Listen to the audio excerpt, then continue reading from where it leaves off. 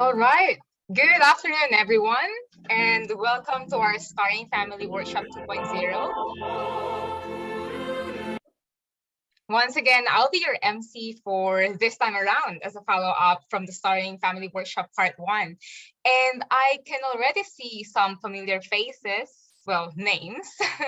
And yeah, really happy to see each and every one of you. And so I guess before we begin, we shall do some housekeeping reminders. So just first of all, please mute yourself unless you're invited to speak. And please show your beautiful and handsome faces by turning your videos on. And we do have some language translations available if you click on the interpretation section of Zoom, where we have Chinese and Japanese translation available. And please rename yourself by using your country code. And we have Malaysia as MY, Philjap for PJ, PH for Philippines, SG for Singapore, TH for Thailand, TW for Taiwan, KR for Korea. And for optimal viewing, please adjust your view into speaker view.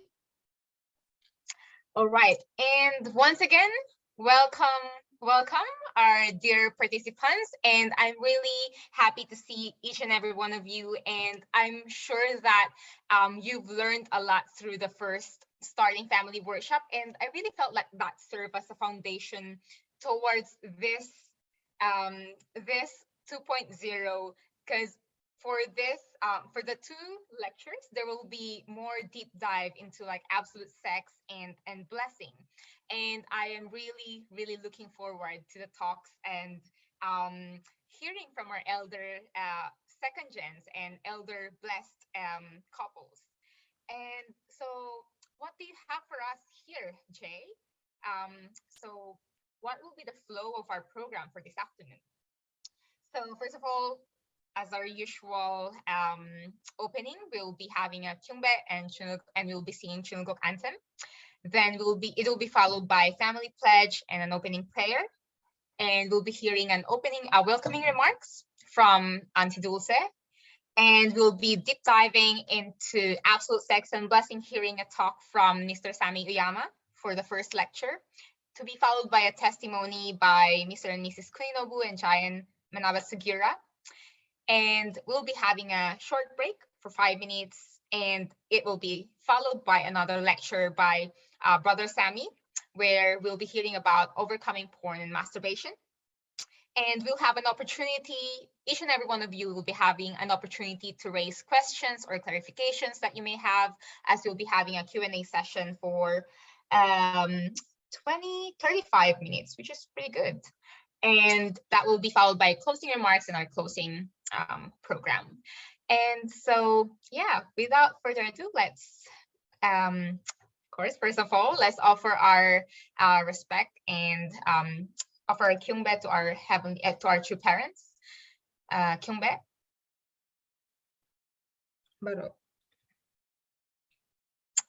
And we'll be having our Chunugok anthem.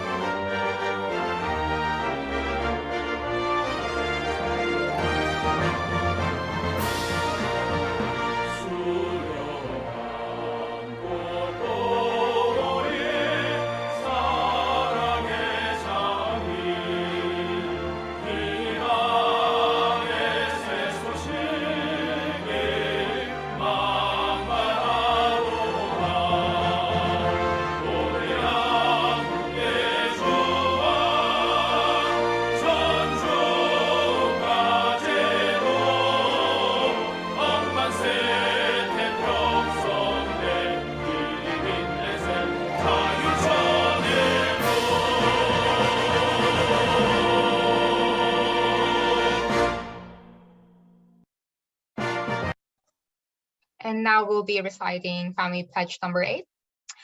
Our family, the owner of Chunugok, pledges having entered the era of Chunugok to achieve the ideal of God and human beings united in love through absolute faith, absolute love, and absolute obedience, and to perfect the realm of liberation and complete freedom in the kingdom of God on earth and in heaven by centering on true love. And for the opening prayer, I'd like to invite my husband here, Yasu. Hello. All right, my brothers and sisters, please join me in prayer. Good afternoon and good evening, any parents to parents. Today I'm gathered here together with my fellow blessed couples and blessed families, and we're grateful to have this time together to experience this Starting Family Part 2 workshop together. And today we have the great fortune and blessing to hear from our brother Sammy, who has years of experience speaking about absolute sex and the blessing, and really he's got all this experience going around the world, speaking to different blessed communities and sharing about these topics. And I think he's got a lot of wisdom and also an honesty and experience to share. So I pray that regardless of the kind of days we've had or what's happening in life around us, I pray that today, here in this moment, we can really be attentive, open to listen to his words and his wisdom today. So thank you that we can all be here at this precious time. I say this prayer in our names, it's Toshbak, Journal, but Central Couple. Aju. Aju. Thank you, Yasu. And now we'll be hearing some opening remarks, welcoming remarks from our Asia Pacific to regional BFD director and our very loving mother, grandmother, Auntie Dulce Boyayo.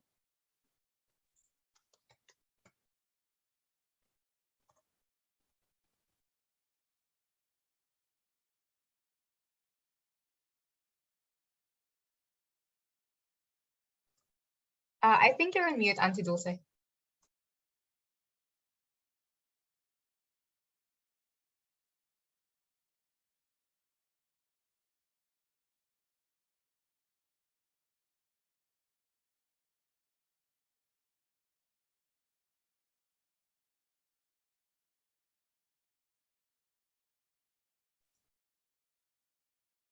Auntie Dulce, I think you're on mute.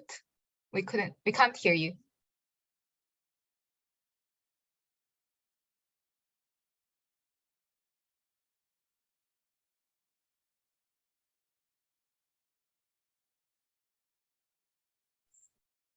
Okay, can you hear me now? Yes, great. Good afternoon to all our leaders, BFD staff, and our dear couples. Welcome to our Starting Family Workshop 2.0 with the theme Blessing and Absolute Sex. I know that some of you have already started families since the first Starting Family Workshop, right? How is the family or blessed couple life treating you? We as parents continuously pray and hope that you are having the best time of your lives and are doing well.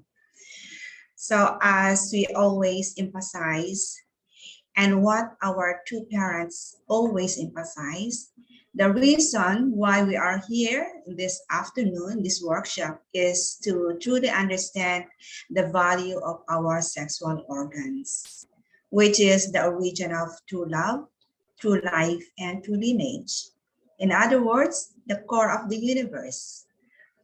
Anyway, I know that our special speaker this afternoon will tackle this topic deeply throughout our workshop, which is why we should really grasp and appreciate the sacredness of this time period in our lives and continuously grow and cultivate true love in our relationship as husband and wife. I know there are blessed couples that this is also the time where a lot of challenges arise because you are still at the beginning stages of your family. But with hope and inheriting our two parents' teachings and tradition, then we can be victorious. Aju, never give up, and let us march forward with true love in our hearts. Our amazing staff and Hainan speaker, our brother Sam Uyama, has prepared practical and moving guidance to you all. Once again, welcome. Thank you very much, Auntie Dulce, for that welcoming remarks. And now we're moving to the main part and highlights of today's workshop. And I'm really excited to hear, to be one of the, well, to be the MC slash also a participant somehow of this workshop, as I've never heard talk from Sammy, even if I kept on seeing him on like some Hainan workshops here and there, but I've just never had a chance and opportunity to get into it. And so for a bit of an introduction, maybe most of you or some of you already know about him. So he is the director of Hainan organization, who is responsible for seeing Hainan activities around the world, where he is leading full-time members, 7 full-time members, who is working with him on the Hainan activities. And he is blessed last 2009 and now have 2 lovely children. And so, yeah, I'm really excited to hear about this lecture and where he'll be demystifying some myths about sex and how we could really have an amazing relationship with our partner and absolute and just amazing sex life as well. And so, yeah, I'd like to hand over the mic to Sammy. And yeah, let's give him a round of applause. Yes, thank you very much. It's really my pleasure to be here with you and an honor for me to share this kind of knowledge and information, especially on because it's such an important topic and potentially sensitive topic to have the trust to be able to give guidance and education. I appreciate that and I really honor that. And I'm really excited to be with you. This is an area that can be just, if done right, is just a lot of fun. We talk about the significance and importance of sexual relationship in our relationship with God and how and the role it plays in humanity. But it also can be simpler than that. That sex is a really enjoyable activity that allows us to deepen our relationship with our spouse. And so wherever you're at in your blessing, and so imagine the participants here, you were blessed earlier this year. And so then this is the kind of preparation workshop that's being offered for you, part 2. And so as couples, you are probably at different stages. There's some of you that will have already begun your sexual relationship. And there's some of you that will are long distance and probably maybe haven't even seen each other in person since the blessing. And lots of different places that people are at, and it's all perfectly fine. Wherever we're at, we'll start with there. And I want to share in a very short amount of time what I can to get you in at least in a direction. Right? Like we don't have a lot of time to take steps forward, right? So what we'll do is, imagine I'm pointing you in the right way, and then you can say at the end of our talk, you say, okay, go. And then as a couple, you can figure out from there, and you'll have something that you can work with. And so, all right. Where is my, hold on a moment. Oh, I lost my presentation mode.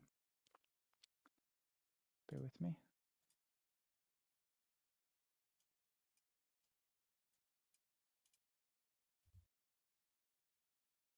I had this all, just bear with me. I had this all perfectly prepared, and then it disappeared before. We did a preparation for everything, and we were like, okay, everything's working. And there we are. And we can see now. Okay. So this is my family. Yeah, we have 2 children.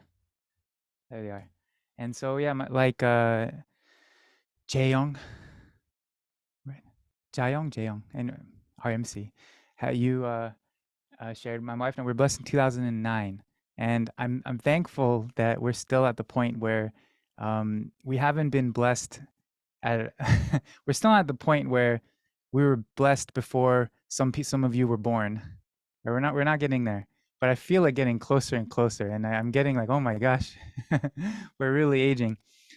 Maybe in elementary school and middle school, some of you were at that age when, by the time my wife and I got blessed, and we were fairly young. I was 19, my wife was 20, and so we were blessed young, and we've gotten a little older, but we're not so aged at this point. And um, in our beginning was we were matched by father, so we attended a matching ceremony in Korea, and we didn't know each other prior. We had a few days to get to know each other and then attend the blessing ceremony. And so I came from America, and she's Korean, and she was attending Sun Moon. And so, you know, it's very, very like the classic stories you hold. It was like, you over there, you over there. All right, you guys are a couple now. And so it was very bewildering, right? Like, gosh, it's so many things happening. And they had this system where they have someone take you, because there's been stories where people have been matched and then they lose each other, and they forget the name, they forget what they look like, and they can't find them, right? So they developed a system where as soon as you're put together and you walk off stage, they have someone collect you, and then they bring you to some place where your information is, like your names, that you wear these name tags, so they record everything and they take a picture of you and then they give it to each other. So okay, you have a picture of your your match. And so, and on it, because this was also before smartphones were just developing at that point, right? Like, so it wasn't like a thing that people had. It wasn't even common to have a phone that had a camera on it at that point. So anyway, all these things happening, and then we began our relationship not barely being able to communicate with each other. Like, I spoke a little bit of Korean, and she spoke like absolutely no English, just as much as, you know, anyone that grew up in Korea or Japan, how much they learn in school, right? Like, she knew the alphabet, she knew how to say, hello, my name is, you know, Igyu. And so, and I saw many of my friends that are, you know, people from America. We went to the matching together, and so we got to know each other. And amongst all the people I knew, I was the only one that got blessed to someone that didn't speak English. So all my friends, even if they're from different countries, at least they could communicate with each other. And so I was seeing all these people have these, like, you know, of course, matching. It's such a significant time. So of course, they're right away trying to get to know each other on a very deep level, um, and share with each other. And I was seeing these people having these connections and make these relationships. And I was really, my wife and I were struggling to get to the point where, like, okay, you got 4 siblings. All right, got it. And so this feeling I had was, what was kind of, you know, of course, envious, right? And scared, right? Just like, oh my gosh, it's like we're doing this wrong. We're so behind. It was this feeling that all these people I was seeing, that their relationship is already developing so much, and we're behind. And we only have a few days together before, who knows, the next time we're going to see each other. And so, you know, this is the beginning of our relationship, and then even along the way, like, I'll share our experience with our first night in our honeymoon, but along the way we came up with these things that it didn't go really as planned, and kind of this feeling of frustration or defeatedness, and or feeling that we weren't getting it right. And so wherever you guys are at as a couple in a relationship, at this point, actually, it really doesn't matter. I mean, it's just a feeling that you have based on concepts or hopes that, oh, you know, we're blessed. You know, why are we still not even comfortable to hold hands with each other, right? Or why are we not able to spend as much time as we want to? And maybe that's not you at all. Maybe you're very comfortable with each other, and you're having the best time of your life, which is also wonderful. Just wherever you're at is great. And then, you know, I'm gonna, you know, as long as you're moving forward, you'll do fine.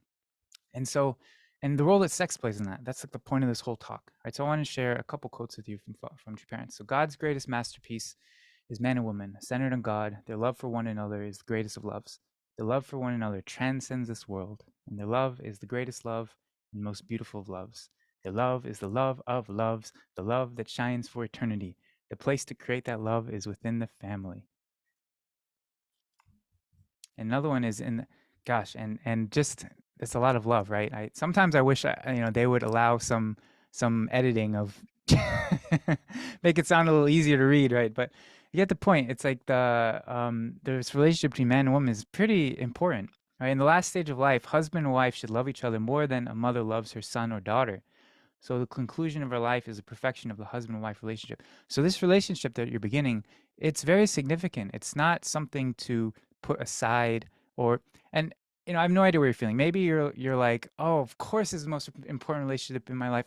We're in love, and you can't imagine never wanting to spend all of your free time together, or maybe you're already experiencing the pull of other obligations in your life if you're doing some kind of just a job, whatever your job is, or school, or if you're doing some mission kind of work. It's very, very easy to feel pulled by the different parts of your life, and more so when you have children. And so just as a reminder that this relationship that you have is the most important relationship in your life, and something that's worth defending and protecting time wise, and giving it the time that's necessary for you to cultivate and to enjoy one another. So my wife and I, what we care about in our commitment is that you have a wonderful marriage. As a personal, just as Sammy Uyama and Iggy Uyama, we personally don't have stake in your contribution to God's providence or whatever you do with your time, with your life. It's I don't mind. Right? Just for us, what we would love to see is that you have a fulfilling marriage and you really enjoy your relationship. The vast majority of people don't enjoy. Um, they don't enjoy their marriage. If you just look at divorce rates, far exceeding 50% at this point. So these are people that people get married because they think that this is the one, right? But half the relationships, something happening along the way. But even if you look at the couples that stay together, how many of them would you say are truly happy? There's another study done by couples that do that. Something like 60 or so percent of women, when asked, what is keeping you in a relationship? It's children and um, the worries of and the worry of financial burden. So a lot of people are not in relationships that they are deeply in, that they would, let's say they would pick, or if they could pick the relationship in the whole world, it wouldn't be the one that they're in. So we'd really hope for you to have that, and it's something that's possible, and it's something that takes cultivation on your part. And so that's why we offer this, because for us, being blessed has been the greatest thing in my life, and all the things that I appreciate and I value that I've gotten some kind of benefit from has been somehow connected to being blessed in this relationship that I have with EQ, and to be able to experience this kind of partnership. And so, yeah, that's why we're here. That's why we're doing this, right? And I don't know this, and really to give you opportunity of ownership for your marriage, right? It's like receiving the blessing is really you're leaving the nest, so to speak, right? You're starting your own family, and you're becoming independent from your parents and from other people. And so with that comes a lot of freedom and a lot of responsibility, right? You're, and I don't mean that in a burdensome way, but I mean that in a, you really get to choose now how you want to live your life. There's no one that's keeping you accountable or waking you up or watching over your shoulder. And it's important, these are important decisions for you to make. And like, how do you want to conduct yourselves as your own family? How would you like to raise your children? There's not going to be anyone that's really checking in on you for these things. And so to give you the chance to see what the options are available for you, and just to be responsible for those. Some reason I threw in another quote here for you guys, right? So, all right, this is where we're getting fun. Okay. The wife lies down on the bed and feels peaceful. She'll touch her husband's eyes, or face, eyes, nose, ears with her hand. She'll also touch his shoulder with hers. Where am I? his shoulder and hand, and finally caress his foot with her foot. Then what is the final gift that has remained untouched? What could possibly be left? And while the wife touches his sexual organ and the husband hers, are they not happy? And so I talked about marriage in general and, like blah, blah, blah, and all this stuff. But such a core part of that is your sexual relationship. And it's something that can't be ignored. It's so central. But I know that when the topic of sex comes up, even when we say the words, and, a lot of people, this is how you feel. I know. Are you like, oh my gosh, really? And it's quite an embarrassing topic. And I know this feeling very well. But I also know that at the same time, some people maybe don't feel like this, or maybe on the inside, what you're feeling is something like this. You're like, secretly, this is really interesting. And, we like to know more. And it's a topic we're interested in, but we never felt permission to be curious about. And, for most people, this is the sex education that you received. And this is the sex education I got when I was growing up, right? So, gosh, it was the you're watching a movie with your family and some kissing scene comes on, right? And like you already know, like, what does your mom say, right? It's like universal, right? It's like, close your eyes, and that's all it was for me. No one, and my parents and no one else, they really understood how or what to say to a young child or how to have these conversations. And so it was just kind of stay away, and which was, I felt very conflicted about, because I got this education that these things are dangerous, but I didn't know how to reconcile that with this very natural curiosity I had, where I wanted to understand more, and I felt that was bad, and I didn't have permission to ask any questions or even be curious about these things. And and I know many people feel that way, and just something to relieve that from you is something else that father said is what is this shame? What is shameful? Like, what is this shameful feeling that we have, right? Is there really anything to feel ashamed about? Why do you feel ashamed? I don't feel ashamed when speaking about this. It's natural. If you feel ashamed, it's a habit of the fallen world. So it's something that we inherited. That's something to consider, that it's not the normal state that we feel embarrassed or we feel worried about talking about these things.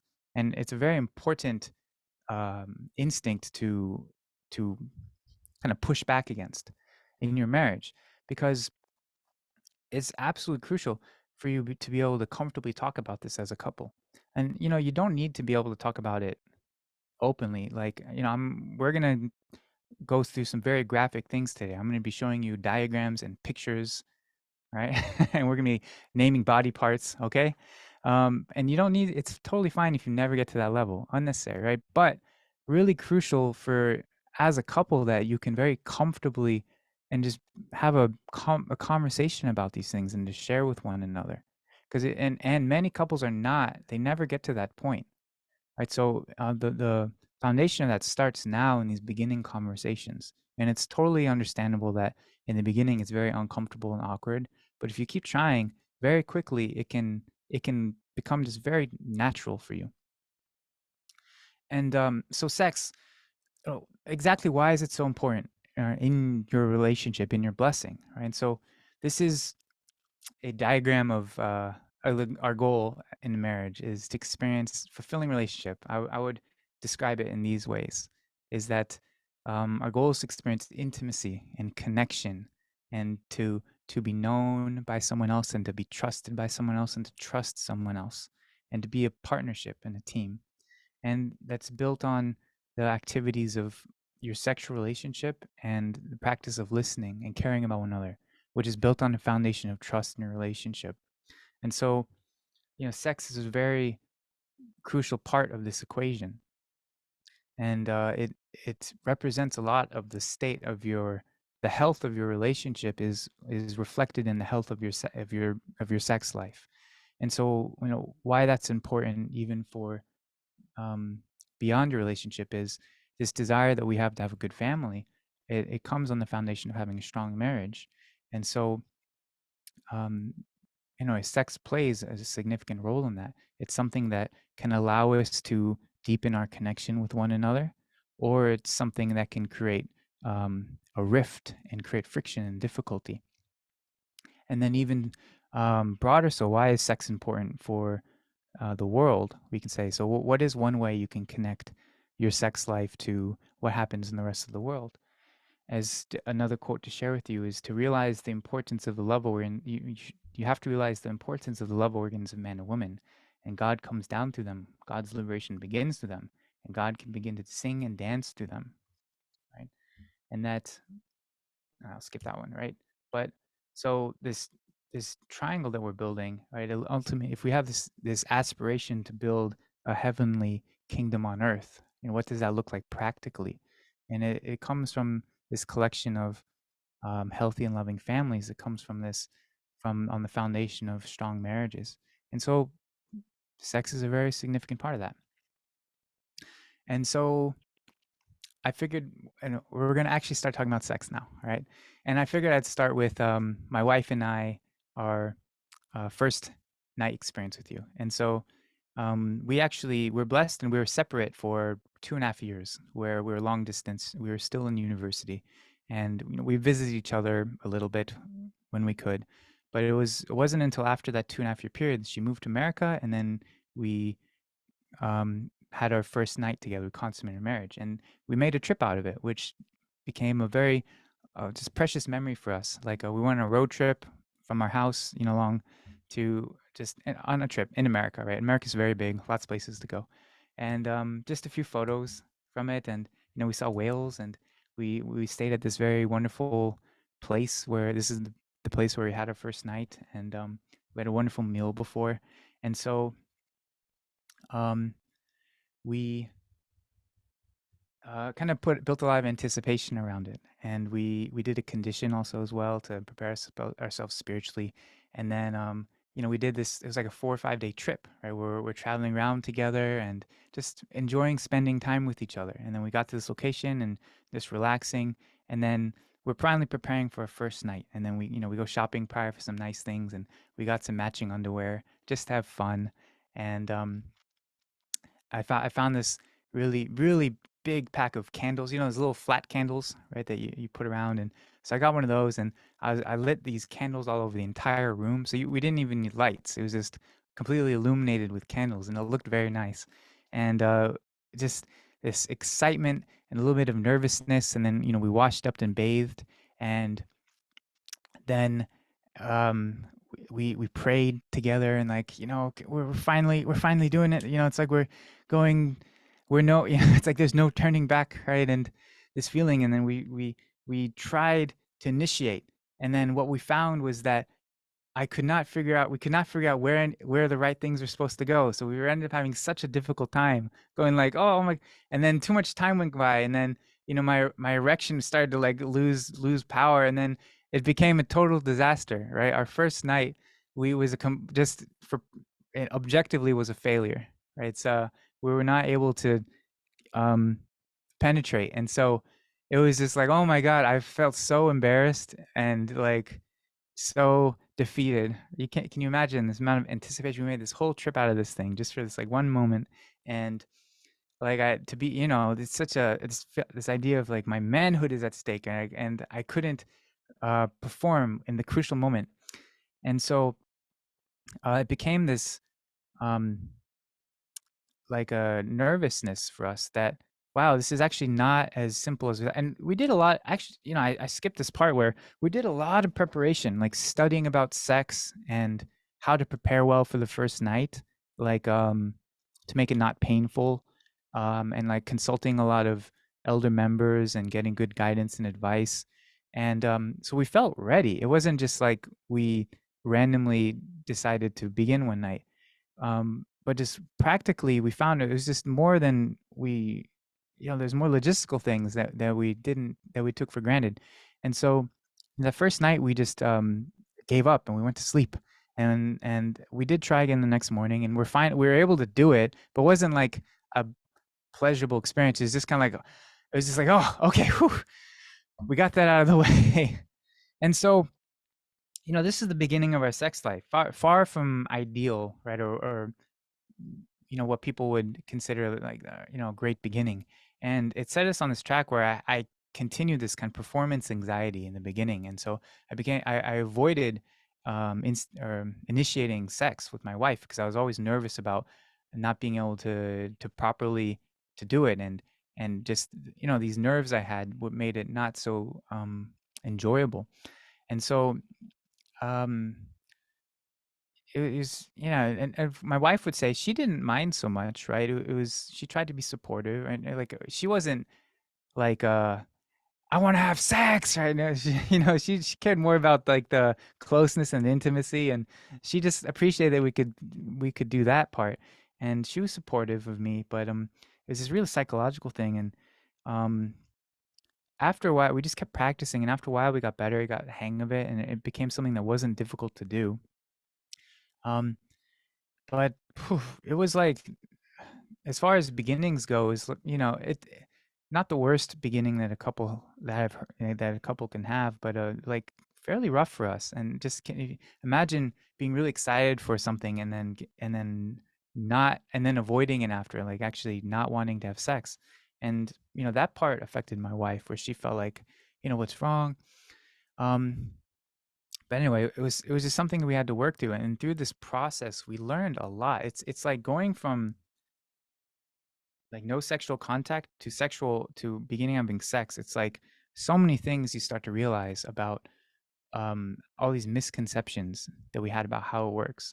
Like I thought we both thought we understood how sex works, and we were like, okay, yeah, we can have sex, of course.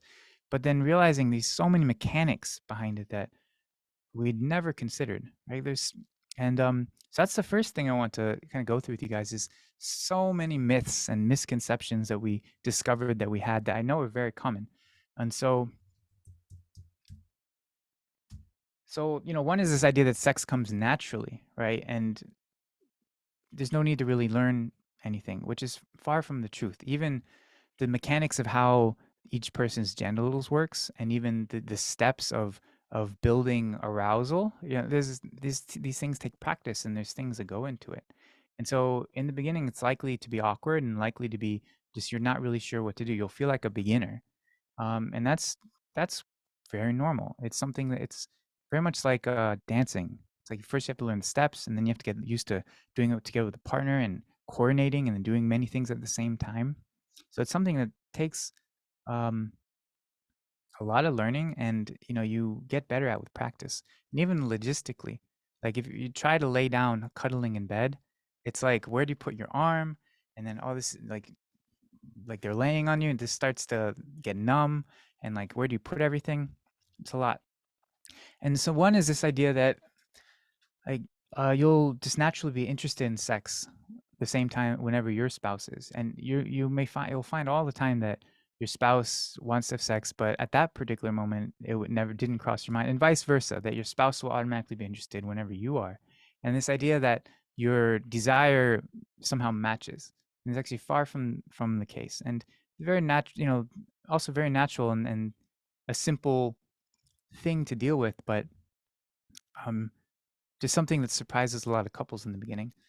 One is this idea that sex should always be passionate and spontaneous, and this comes from all the literature and all the movies that we see, and how romantically that people are like outside the door in the rain, and then the next scene they're on the staircase, and then they're in front of and then just cuts into the bedroom, and they're like tearing down bed sheets and curtain and curtains, and making lots of noise. And sex can be like that. It's fun, but majority of sex is far from that. I mean, majority, can be more intimate. Maybe it's quiet. It's just like you're together, right? And it does. So anyway, there's no always has to be, right? It can be that way and can be lots of fun, or it can just be very simple and quiet, right?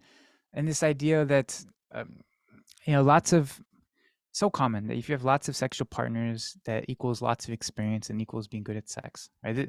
This is our good sex very much comes from understanding of an individual. Like, what does this person like, and how well do I know this person? How well do I trust this person? Like, like thinking that you get lots of experience from lots of partners is very much the equivalent of thinking that you've read a lot of books because you've read the index. You've opened up a lot of books and then put them back on the shelf, and then this idea that, okay, I've read a lot of books. There's so much depth involved. Sex should always be meaning sex should always be like the best and amazing. There's sex you experience in different levels, right? Some sex is like, wow, you're like breathing like, oh my God, my life is transformed.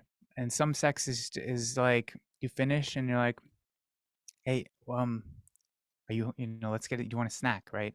And very often my wife, we'll have sex and then she'll like almost forget that we did. Like the next morning, she'll have forgotten we had sex the night before. Things like that. And there's many levels, right? Another misconception is like what's a normal amount of time to have sex per week? And the answer is just really it's very dependent on you and your spouse. And this is one thing that's very important to discuss because you'll have a different number, right? And this causes a lot of friction for couples and people try to understand, well, what should we be doing? And as long as you're both happy with it, it can be every day, it can be every few weeks, every month or so, very much just completely up to you. Next is, you should not be having sex during menstruation or pregnancy. And this is another thing is very much a personal preference. A lot of people, they prefer not to, which is totally fine. Some like particularly women, this is when they're able to they discover that they're able to experience the most pleasures during these two specific times because they, if anything, maybe for hormonal reasons, but also because these are the times that they can be sure that they never are at risk of getting pregnant. So for a lot of women, what blocks them from men as well, right? But what blocks a lot of couples from really enjoying sex and relaxing to the point where they're able to enjoy sex is this fear of pregnancy. Another myth is that in the bedroom, men should act a certain way, right? They should and I made up aggressive, just more stoic or assertive, and whatever the concept you have. But there's this idea that men should be a certain way in the bedroom or leading, and also that women should be a certain way and whatever the concept is for you. And another misconception is the idea that women shouldn't express sexual interest. This is very common. Is that women? It's okay to hint and to be flirtatious, but to be actually interested in sex is vulgar for a woman. And so this stops a lot of people from feeling comfortable to really express their interest and their desire. And this is something my wife, she that inhibited her early in our relationship, is that she just, because of this societal concept that she had inherited, that it was wrong for her to express her own individual interest and not as a response to my interest. This idea that men and just like men and women, men are always interested in sex and women are always ready to have sex. There's another thing that takes anyway, a lot of these have to do with like how sex get initiated and how it happens. I know many people, they, before getting blessed, they have this concept like, oh, when I'm blessed, they're so excited because like sex is going to be just accessible whenever they want. And so they're very shocked to find when they actually get in a relationship that this is actually a human being that has their own timeline and interests and priorities, and they're not necessarily totally in sync with my own desires. And so it's just something very practical thing to consider, that like what is the kind of like what's the buildup of two people both mutually enjoying sex together. You have to be aroused before having sex. For many women, this is something that blocks them. That when a husband would initiate, like, oh, would you like to have sex? And the wife, her reason for not wanting to have sex is like, oh, no, I don't feel like it. Or I'm not aroused. Whereas for many people, arousal comes through the process of committing to intercourse together. The stronger your faith, the less interested you should be in sex. Oh yeah, this really is an inhibitor for many people. Many people have this concept that their faith and sex, they conflict with each other, right? And so to be interested, to show my piety and my strong commitment to spirituality and faith, I have to reject this sexual side of my nature, right? And so if anything, that's one thing I hope that we can dispel through this talk, is like how interwoven sex actually is to our spiritual life. Another one is that penetrative sex is the only way or best way to have sex, right? This is like penis and vagina. And this is many people's concept, like this is the way to have sex, but there's a wide variety of ways to experience sexual pleasure. Okay, men and women, they instinctively know how to please each other, right? It's going to take practice for you to experiment and understand even what you like as an individual, what you like to receive, and also to experiment how to please your spouse. And it's something that it just takes time together, and which is one fun way to enjoy your relationship in the early stages, is getting to know one another in this level. Or the idea that having an erection kind of entitles a man to intercourse or ejaculation, right? And for whatever, some people, maybe some men, and not everyone thinks this way, but perhaps some men, they feel like, oh, I'm aroused. I like, can't take care of me, right? Or a wife. Some women have this idea that it's unhealthy for a man or something to get an erection and to not ejaculate in some way, but it's just, erection is just a natural phenomenon of being alive, right? And it's not something you need to interpret constantly.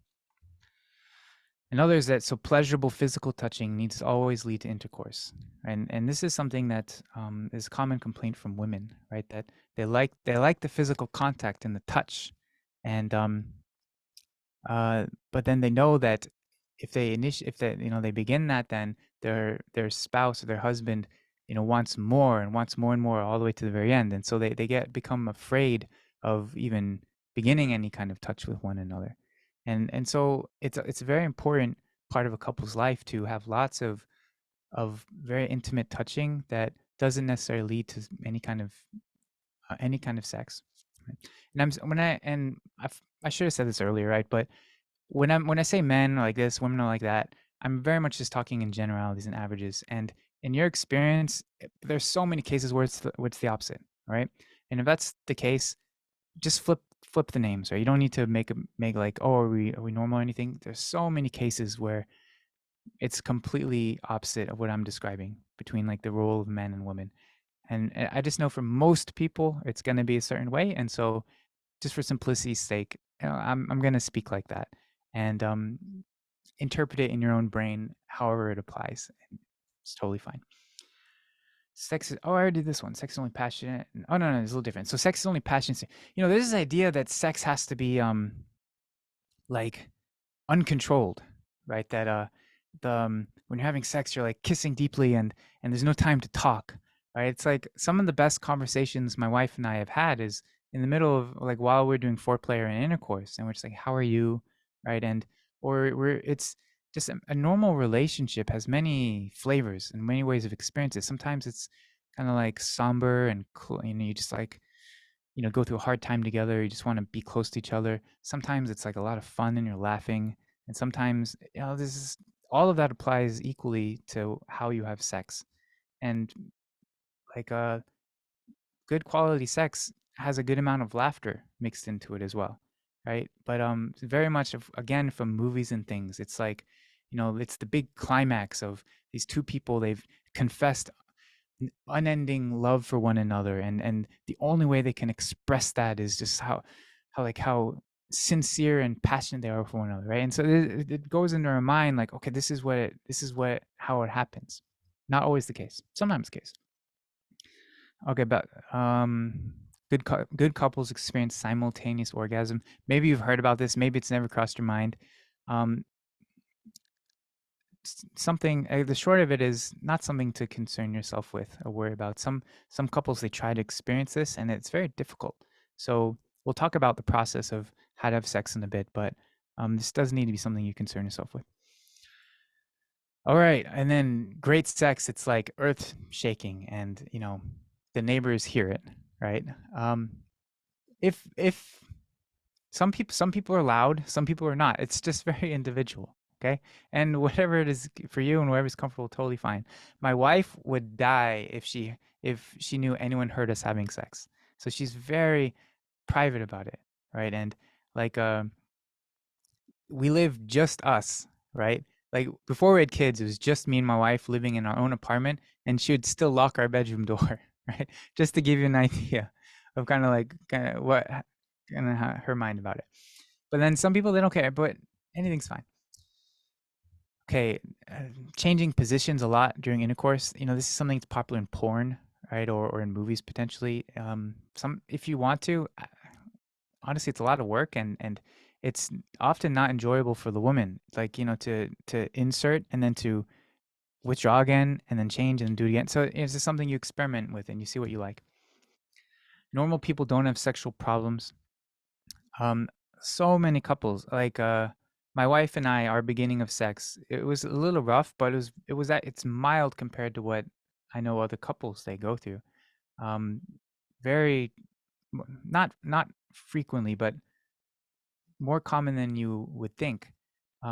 Unexpected things happen that inhibit a couple's sexual relationship. Like one side may experience like a frigidness, which is like they just tense up and they have a lot of fear associated with intercourse, and it remains painful. Or even some women, they experience like vaginal dryness or some issue related to the genitals that makes penetration very painful. And for some, it takes months, takes years of like loosening up or medical intervention or counseling to address the things that come up in the relationship. And these are otherwise very functioning and very healthy and wonderful people that just unexpectedly experience these kinds of problems. And and at some point or another, it's something will come up in your relationship, right? Um, there's busyness, you know, there's lack difficulty spending quality time together because of scheduling, illness, stress, dealing with the illness of a family member. There's many things that can make that can put stress on your relationship as a whole, but then also affect your sexual relationship. Okay, this idea of penis size, right? How important this is, and it's so marketed that it's important, right? But or breast size even equally, right? Is that it plays some significant role in your sexual satisfaction, and it really doesn't, right? It's there's so much more that can go into the quality of your sexual relationship that, you know, makes these elements really insignificant, right? Or even, okay, that interest in sex diminishes with age. Healthy couples, they go on to have sex into their 60s, 70s, 80s. As long as you have a healthy body, you'll likely remain interested in sex, right? So, you know, you can look forward to a lifetime of intercourse with one another and deep, loving connection, right? And so, I don't know, maybe you had some of these misconceptions. Maybe some of these you'd never considered. Maybe some of them you never even heard of before. But maybe about a lot of you may be thinking right now, okay, so these things are not sex. You know, what is it really like? What really goes on? So, I'll share like a basic outline for a common way of sex, and this is by means not like the necessary template or the only way. It's just a comfortable, common way that many couples use that gives you an idea of like what's involved, the logistics of it. And so, before intercourse, an important part is hygiene, right? It's especially for some people, smell is something very sensitive to, right? Like many women, a really crucial part of kind of like a good sex is being able to be relaxed. Like when you feel tense or nervous or afraid of something, then it's just very difficult to enjoy. As with anything you can imagine, right? Just relaxation is such an important, critical thing. And so for many women, uh, they're they're having some kind of smell, especially in their genital area. It's very nerve wracking for them. And so just going through the process of being clean, it helps many people relax. Or they have a distaste for like the smell of, you know, genitals. They smell pretty strongly if you go a while without bathing, right? But then also, particularly cleaning, like whatever parts whatever body parts are gonna connect, touch, like touch the genitals, those things should be clean. So genitals touching each other. If your hands, right, are going to be touching the genitals, then these are the things that you want to make sure are sanitary. You don't want any dirt in your fingernails. Your hands are clean. So just a courteous step as part of the process. And then foreplay, and this is kind of like this is another misconception, like to say before and during, after, it kind of makes it feel like penetration is intercourse, but it's really a holistic thing. So when sex has already begun with foreplay, where you're engaging in sexual intimacy with one another, right? It's an activity that you don't do with anyone else. But a couple will typically, they'll and then they'll do whatever they've found works for them to develop arousal. So it begins with kissing, as some touching and caressing of various body parts, and then will often lead to a good. So this idea of simultaneous orgasm, right, which we touched on earlier, and people have this idea that they don't really know. So like, how is it that sex is enjoyable for both? Maybe you insert and then it's pleasurable and they both enjoy it, but it's not really the case. Men and women, they have different speeds and different time limits for developing arousal, and then how long it takes for them to achieve orgasm. Like a man can become aroused and orgasm very quickly. Maybe from unaroused to aroused, seconds even is quick enough. And then to experience orgasm as short as a couple minutes, right? 2-3 minutes is average time span. Women, on the other hand, take a lot longer to build up. They take maybe 15-20 minutes is typical, is average time that it takes for women to go to experience arousal and to experience orgasm. So there's a very big gap. So a common method for intercourse is focusing on the woman first, because she takes longer. So allowing the woman to stimulating her either orally or with your hands, and we'll find we'll talk about how to figure out what feels nice, right? But doing that and allowing her to build to climax, and then, or at whatever point that she's satisfied, but basically you focus on her initially, and then you can go to the next stage of penetration. And then, of course, and then throughout this whole process, communication is a very vital part. Right? It's like sex isn't silent.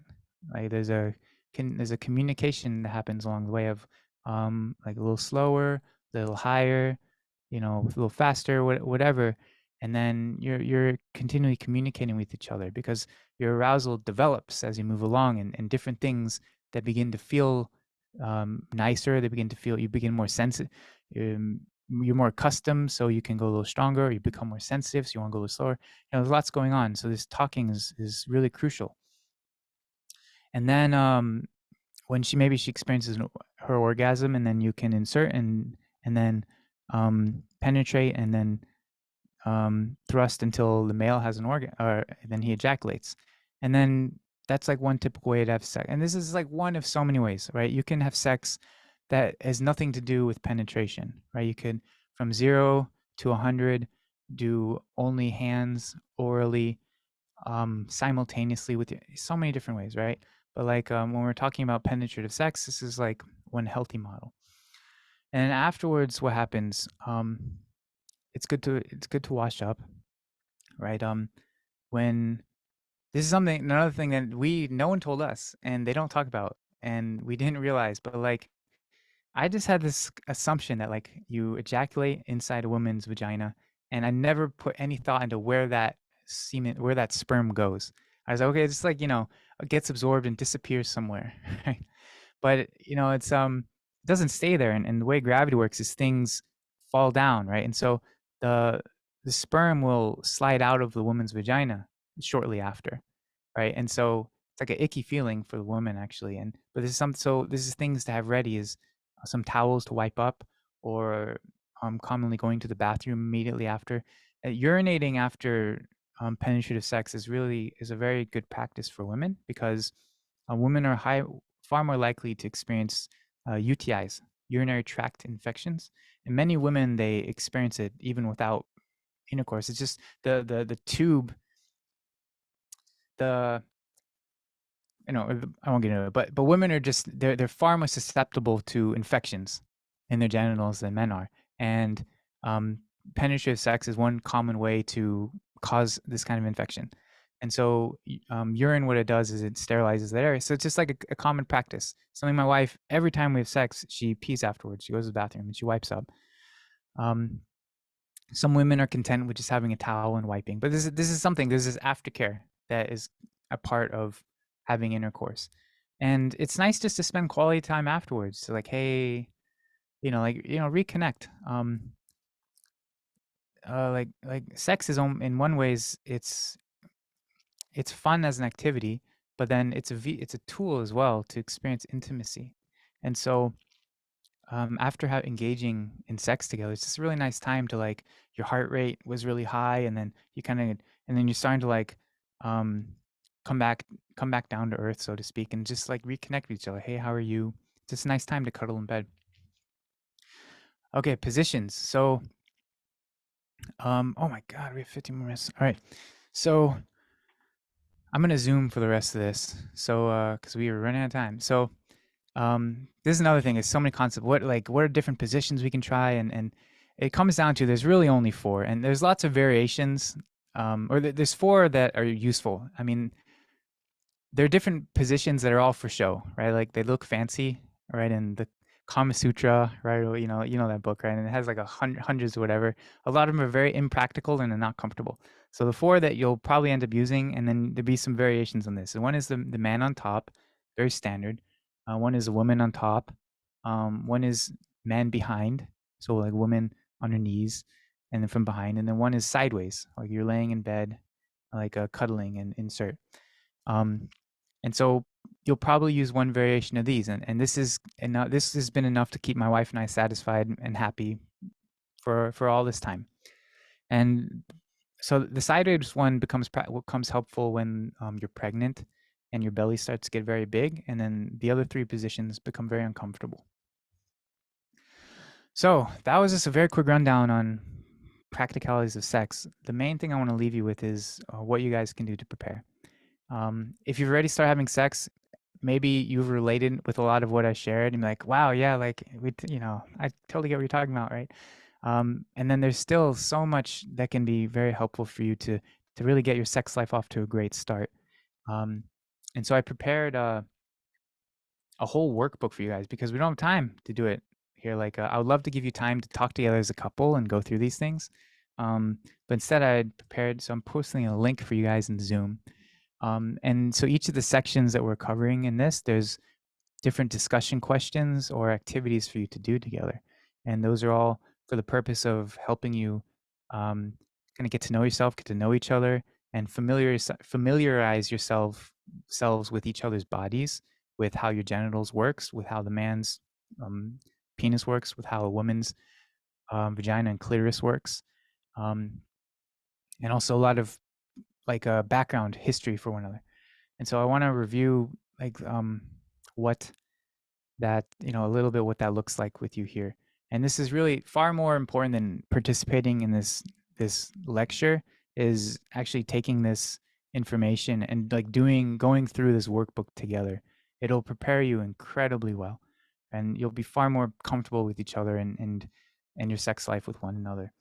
I would if I had to choose between you listening to this talk or only listening to this talk or only doing that workbook, I would 100% pick doing that workbook.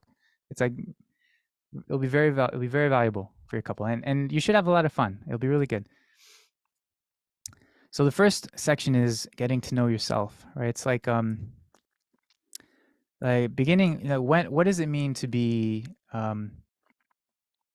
the 3 blessings, right? To be fruitful, have dominion, multiply, right? Like, what does it practically mean to get to the stage where you're ready to be in a relationship with someone, right? So this time of being single, it's about knowing and understanding yourself to the point where you are able to freely share that with another person. And that's what adolescence is designed for. And so, that's why adolescence is such a reckless time to attempt having sex, is because you're still getting to know yourself. I mean, among many reasons, right? But one of them is you're getting to know yourself still. You just have no idea who you are. So to try to, to share that with another person is completely fruitless, right? And so that, this ideal maturity pattern is you get to this point where I have this understanding of maturity, and I'm ready to really to 100% open myself up and share that with another person. So I prepared just various questions for you about understanding who you are and who your personality. And so, okay, that link, if you want to look at that while we're going through this, feel free. Just save it for later or look at it as a reference, whatever you want. What's your personality, your spiritual self? How was your spiritual journey and your journey with God? How has that developed? Your mind, what kind of mind do you have and how does it work? Especially your body, like understanding your body and relationship with your body is so important. If your early years, they were physically affirming, you'll have a warm and a soothing connection with your body. If you're comforted by being held closely, you're rocked, you're stroked, you're patted, you'll naturally desire that physical closeness again with your spouse. On the other hand, if you experienced pain, some kind of lack of touch, maybe anxious touching, you may have blocked this need for touch from other people, or you may react negatively to being touched by others. It's a very important thing to understand and to address in your marriage. Many adults, they still carry really, really cruel messages that they heard as children about their body. My wife, when she graduated high school, her mom asked her if she wants to get eye surgery because her eyes are very small, these Korean eyes, right? So her mom was so say, Iggy, would you like to get surgery, right? And then my wife was so hurt by that, right? And that's just one example of so many people have this some strong memory, right? Of I know one man who a teacher, he's got a big nose, right? And so one teacher started calling him Pinocchio in school. And can you imagine that, like, you're 11, 12 years old and you're being made fun of by an adult in this way? And so people, they carry these kind of scars that they have about their body. So you can imagine the difficulty of physically revealing yourself and showing, just even standing naked in front of your spouse. I know for some of you, maybe many of you, the idea of that is intimidating and very frightening. And so this relationship we have with our body is very important because it just becomes so difficult, that much more difficult for us to share that freely with our spouse. Our health, and go way more into that later. And our health, right? It's like sexual functioning relies so heavily on our physical and our emotional well-being. So understanding our health status, it's very critical for your sexual life. And there's many ailments that people experience that can affect a person's sexual functioning physically, mentally as well. And so there's a checklist in the workbook that have I experienced any of these, and just good things to understand and then to talk about together. And then lastly, I want to experience, like, understanding, okay, your experience, how have your experiences, they impacted you? And then lastly, your sexuality, how it's impacted you. So I'm going to skip all this for time's sake, but this is in the workbook, right? But there's, our sexuality, it develops the moment we're born, right? It's not something that begins when we're blessed or even when we hit adolescence. There's the stages that we experience, like as an infant, is when we begin to learn the capacity for intimacy. And so, the consequences, if we didn't get this at that stage of our life, we have a difficult time with it now. So if you experience it hard, it's challenging to be intimate with another person, right? And to be relied on and to be understood and to be seen by someone. It's likely because it was something that you didn't adequately receive in these very, very early months and years of your life. And for each stage, as a toddler, it's when we develop a healthy acceptance of our genitals, right? That we begin to notice that boys and girls look different, and that we touch them, we give them names, and we learn to control our bladder. We learn to stop peeing in a diaper. We learn to go to the bathroom, and all this is tied into having a healthy acceptance of my genitals are something special. And then in preschool, we begin to ask questions, right? Like, why are boys different than girls? Where do babies come from? And then many children, this was squashed, right? Their parents were like, I asked my mom when I was very young. I asked my mom, "What's kissing mean?" I heard it in school, right? Kissing, and then her response, she was like, "Where did you hear that?" Right? And I was so scared. Like she was probably just like, "Oh my God, how did my child hear this?" Right? And but I felt like I did something wrong. I just heard these kids saying it on the playground, right? And then so I felt anything to do with boys and girls, it was like I wasn't allowed to ask my parents about that. And so it was something squashed in me. So many people, they maybe they have that. They don't develop this ability to openly communicate about sexual related things. And then as you develop, you explore more, you develop more sexual awareness, right? How sex works, and also the different. This becomes more than just something I pee with, right? But this is something that this is where babies come out of. This is what we use to make babies, and it develops more and more. As we grow, we develop erotic feelings and develop self acceptance. So if any of these things, it's something you see you struggle with, then um, it's in the natural part of like it wasn't developed properly in your youth, which is totally fine. It's just something, myself too. I didn't develop these adequately before the time I got blessed, and it's just something to understand, and then it becomes a part of your growth as a couple.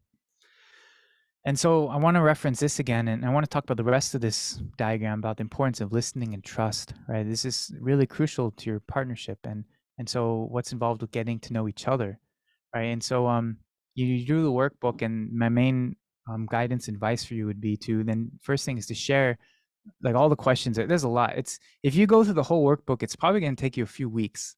I mean, it's like not something you're going to do in one sitting. Okay, it's like take your time with it. Okay.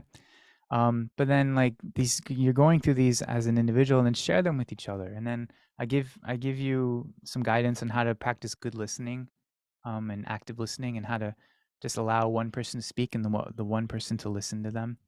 And then I provided a bunch of questions for different things you may not have thought of that are helpful to share with each other. They give you context about where you're coming from into your relationship, especially sexually. Like what are the connotations and the experiences that you have with sex prior to this? These are all very important for because they will affect your relationship now, right? It's like do you I know lots of questions, but like if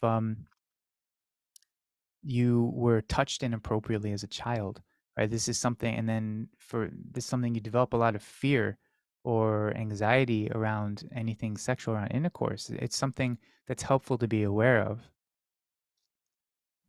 Wow, thank you. I was just granted 10 more minutes. So you guys can all thank the staff for their generosity. Getting to know each other's body. All right. So anyway, please do the workbook. I'll say that I'll probably we can do like a bingo game. How many times I'll say, please just look at the workbook. I'm gonna say it a lot. Getting to know each other's bodies. Okay. Ta-da. So this is what men's genitals looks like, and so if you got the pubic hair, you've got the shaft of the penis. There's this little ridge here. This is the head of the penis. It's usually the most sensitive. If people are circumcised, they'll probably look like this. If people are uncircumcised, then they'll have skin covering this that gets pulled back. And so whatever you look like is what you look like. These are the testicles. So as part of the exercise, it's useful to get comfortable just even seeing each other's genitals and what they look like, and it's not something that you get taken aback by. I know one story of a couple on kind of preparing for the first night. They'd even done a lot physically, but they did a lot of deep kissing, touching each other, but all clothed, right? So they weren't going from never having any contact to beginning sex, right? But still, even though they felt comfortable with each other, the man, he went in to take a shower, and then he comes out and he's completely naked, and then the wife was like, "Oh my God," right? And so she was just really startled because she had never seen a penis before in her life, and then she has an erection, and she just felt so overwhelmed, right, by it. And my wife also, and many women, they see like, oh my gosh, that's what a penis looks like. It looks like it's like a one-eyed monster, and it looks like an alien or something like that, right? So it potentially takes time to just be comfortable, like, okay, this is what a penis looks like, all right? So take that time with your couple, right? And if that's your reaction at first, you'll get over it pretty quickly, no big deal. And the internal functionings, just you can you can see how I'm not gonna walk through all these ways of time, right? But you know, these important, valuable things to know. And this is what a woman looks like, right? This is like, imagine her laying down with her legs spread, and then this is her butthole. Then and there's another thing is like people like weirded out about how the women's genitals looks like also.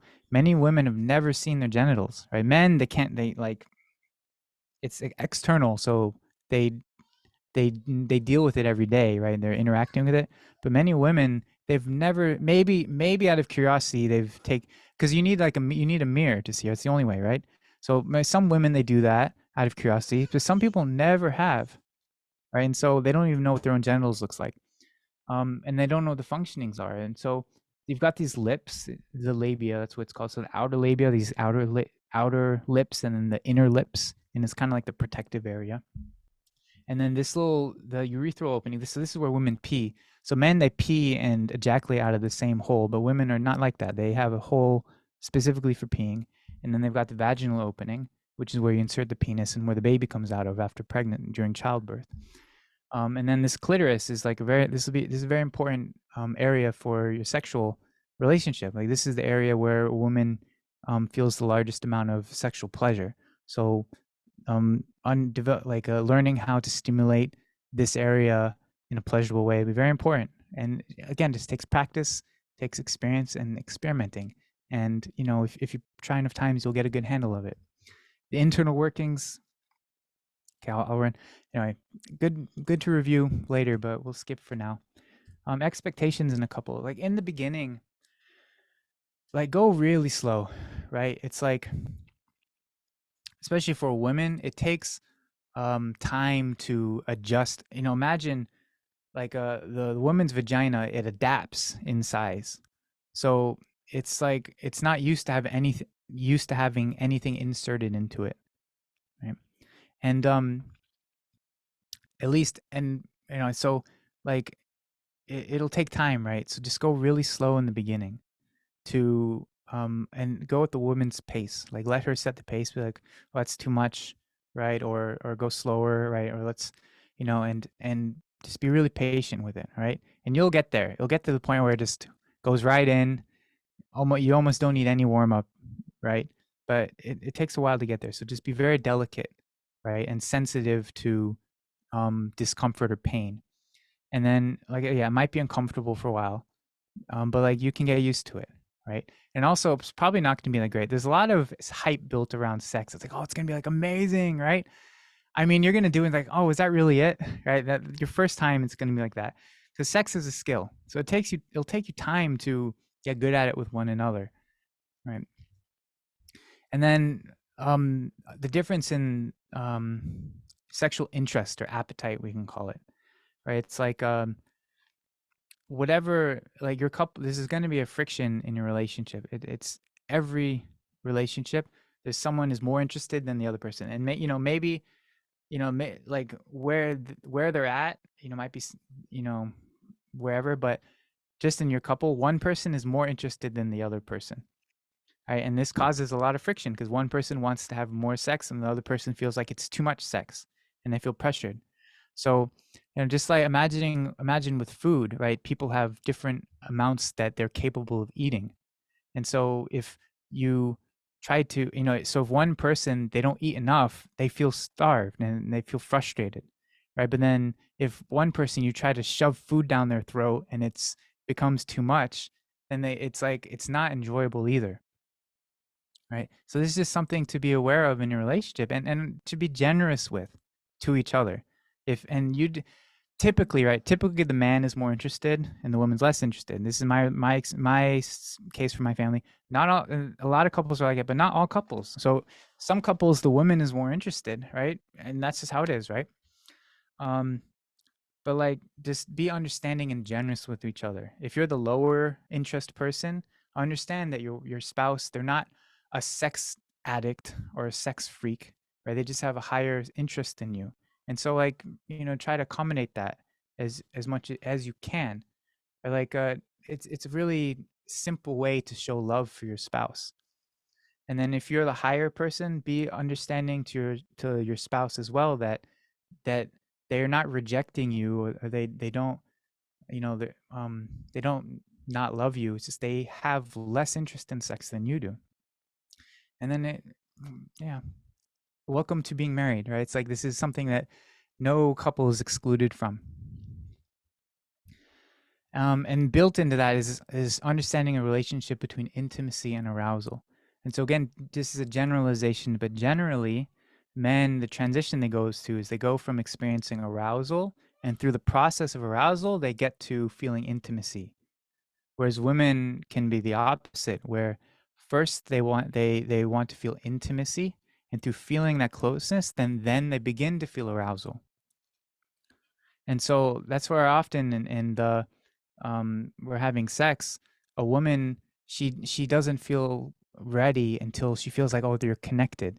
But then a man may feel he's not interested in being connected until he's feeling aroused, right? And so again, and maybe it's flipped, but just something else to understand is that just through committing to having sex with each other, you can trust that in the end you can both get what you want. And connecting the spiritual and sensual, right? Something the value of, especially in preparing for your first night, it's so valuable to do a condition together, just to like prepare for the just to bring God into this experience, but also to develop the patience to address, and the patience and the strength to address whatever might come up, and to be loving with each other regardless of however it goes.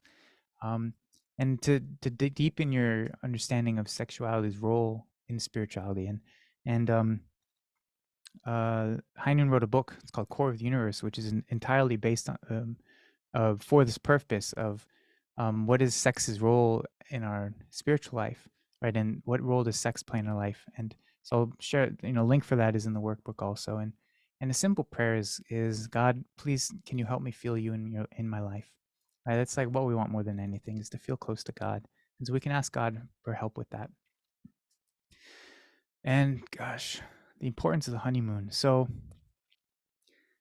what I mean by honeymoon is you guys should have quiet, private time where you are able to focus on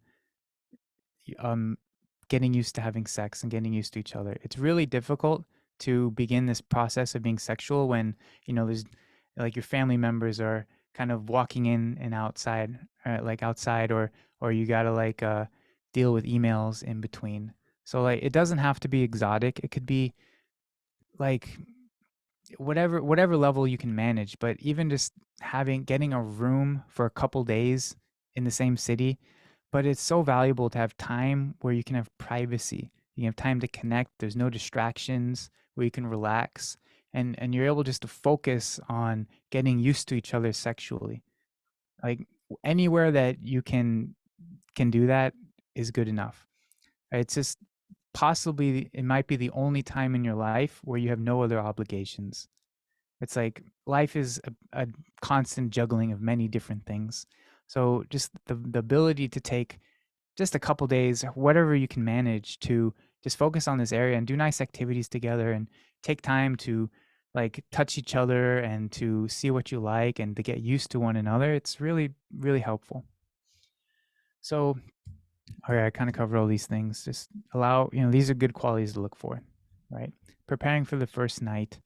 One is preparing your minds. Again, workbook, it'll review all the stuff, right? But just a checklist of things to make sure that, are you ready mentally? Is that you feel really clearly that sex is good. If you feel that if you have any fear around sex, or it's bad in any way, it's an indication for you that you need to shift your mind around this, because you won't be able to really enjoy it if you have some guilt associated with it. And sex is from God. Is to feel clearly that it's natural to be interested and to be curious about sex. That sexual responsiveness, it's also a very inborn and God-given thing. Our response to sexual desire and arousal and desire for pleasure, it's God-given and very inborn in us. It's not freakish in any way. That we have a responsibility, our responsibility for our sexual pleasure, it lays with us as an individual, right?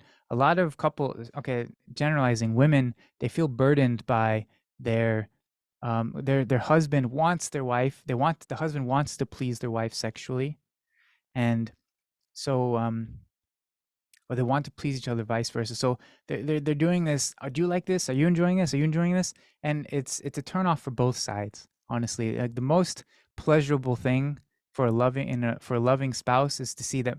Like for me, the most arousing thing is to see that my wife is enjoying herself, and it's like the most enjoyable sex for me. Vice versa, she feels like I'm really enjoying it, and then she's very happy with that.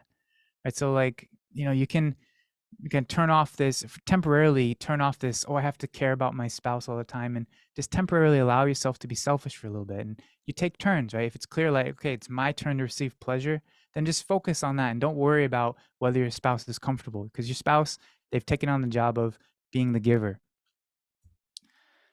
Okay, and mutual respect, right?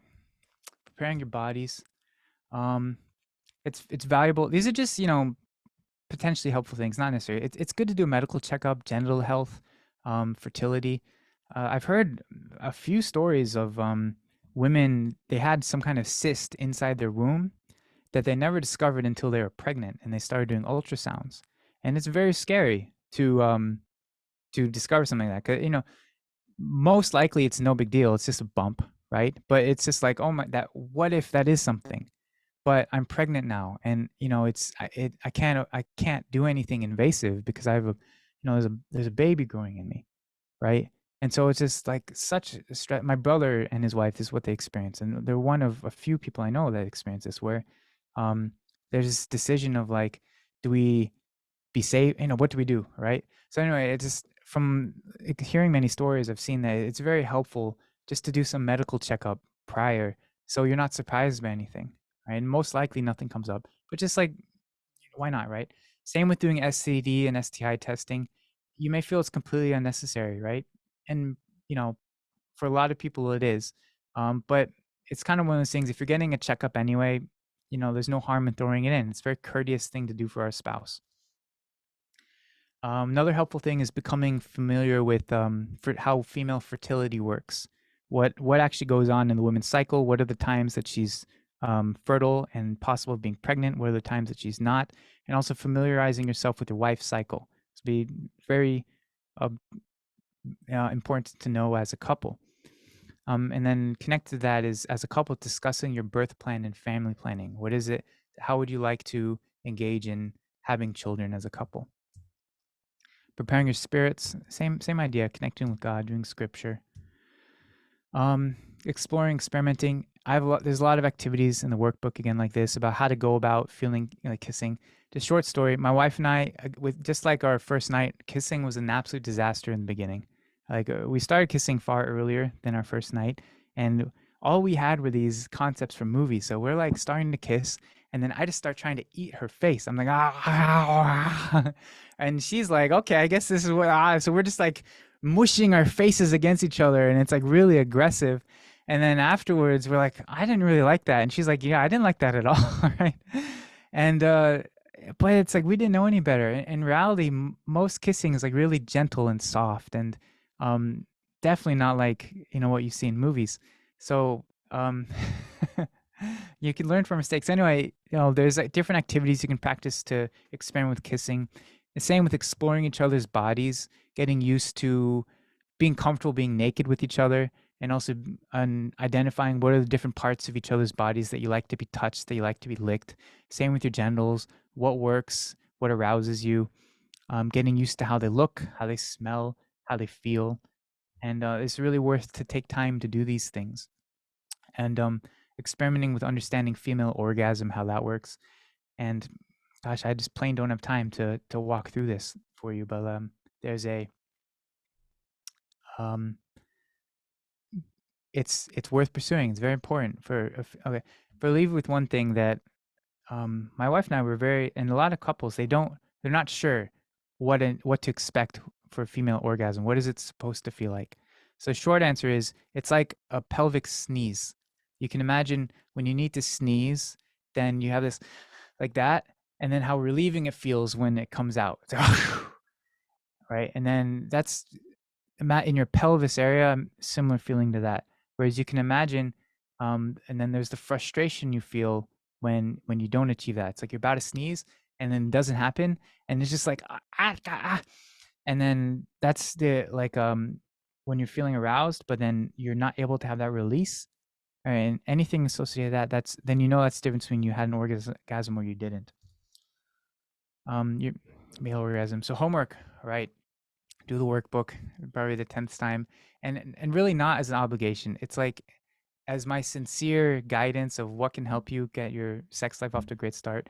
It's just like the more than hearing from me, the conversations you have together will be the absolute best thing. So it's just a guidance on a lot of great things that you can share with one another. So with that being said, there were going to be Q&A after, so whatever questions came up, there's a Q&A. One of the participants, it says Q&A, so you can anonymously send whatever, or privately send whatever questions you have, and we can review that later. Thank you very much. Thank you so much, Sammy. I truly felt the passion, sincerity, and the openness all throughout the sharing. Especially, like these are the kind of like talks and discussions that we've never had, especially like within the Asia Pacific region where it's still quite young. The VCs are still quite young, and just recently, maybe like 3, 5, 7 years that VCs get blessed. And so these are truly like every single topic discussions. I felt like there's definitely gonna be takeaways and golden nuggets that our younger VCs can take away from it. All right, so once again, thank you so much, and we'll be hearing more about like Sammy's sharing on the second talk for after a testimony. All right, so now we'll be hearing a testimony from Queen Obu and Jayan Sudhira, who is the Blessing Director of Asia Pacific 2 region. Good afternoon, our beloved hardworking BFD leaders and couples who will start a family. I'm Queen of Sugiura. I'm Jayan Manabat. We are so grateful to share our testimony about absolute sex and starting family. Yes. How was your first impression of me? Yeah, actually, it's very unique blessing, unlike blessing nowadays. There was absolute matching and absolute blessing. We met each other through absolute matching at the first time. When I met her, I don't know which language she used and also what nationality and also character and dream of her. I don't know anything about her. So she looks so different from me. So I got really nervous how to be close to her. That's my first impression, frankly speaking. How about you? What's your question? My first impression of you. Yeah, actually, during that time, I chose him, right? In the matching process, in the matching stage. But I was thinking, of course, I really want to join the blessing. But after the blessing, when we started holding hands and then skinship, for me, everything was so new. And of course, because we took the purity, right? We close ourselves. It's like a flower you close, right? But through this encounter, through this opportunity, I felt like different. So I tried to open myself, and through that, I started to communicate, right? Through that, and then we could trust each other, and then naturally, everything naturally works, right? Yeah. Actually, she's so natural to me. In our relationship, I remember she tried to show her potential things to me, especially. What she did to me, she showed the high stick kick. Yeah, especially I never see that kind of the high stick kick, 90-degree. Wow, amazing kick. Frankly speaking, I got scared when she showed me the kick of her. So I don't know really how to have a good relationship with her. Maybe if we have some uh, husband and wife fight, maybe I will die. Actually, her physical ability is higher than me. She's faster than me, even though I am brother. I'm not really uh, good uh, at exercise. I like yoga. I love yoga. Like a sister. I like meditation. I want to, uh, let's say, do something quietly. But she is like, but just martial artist.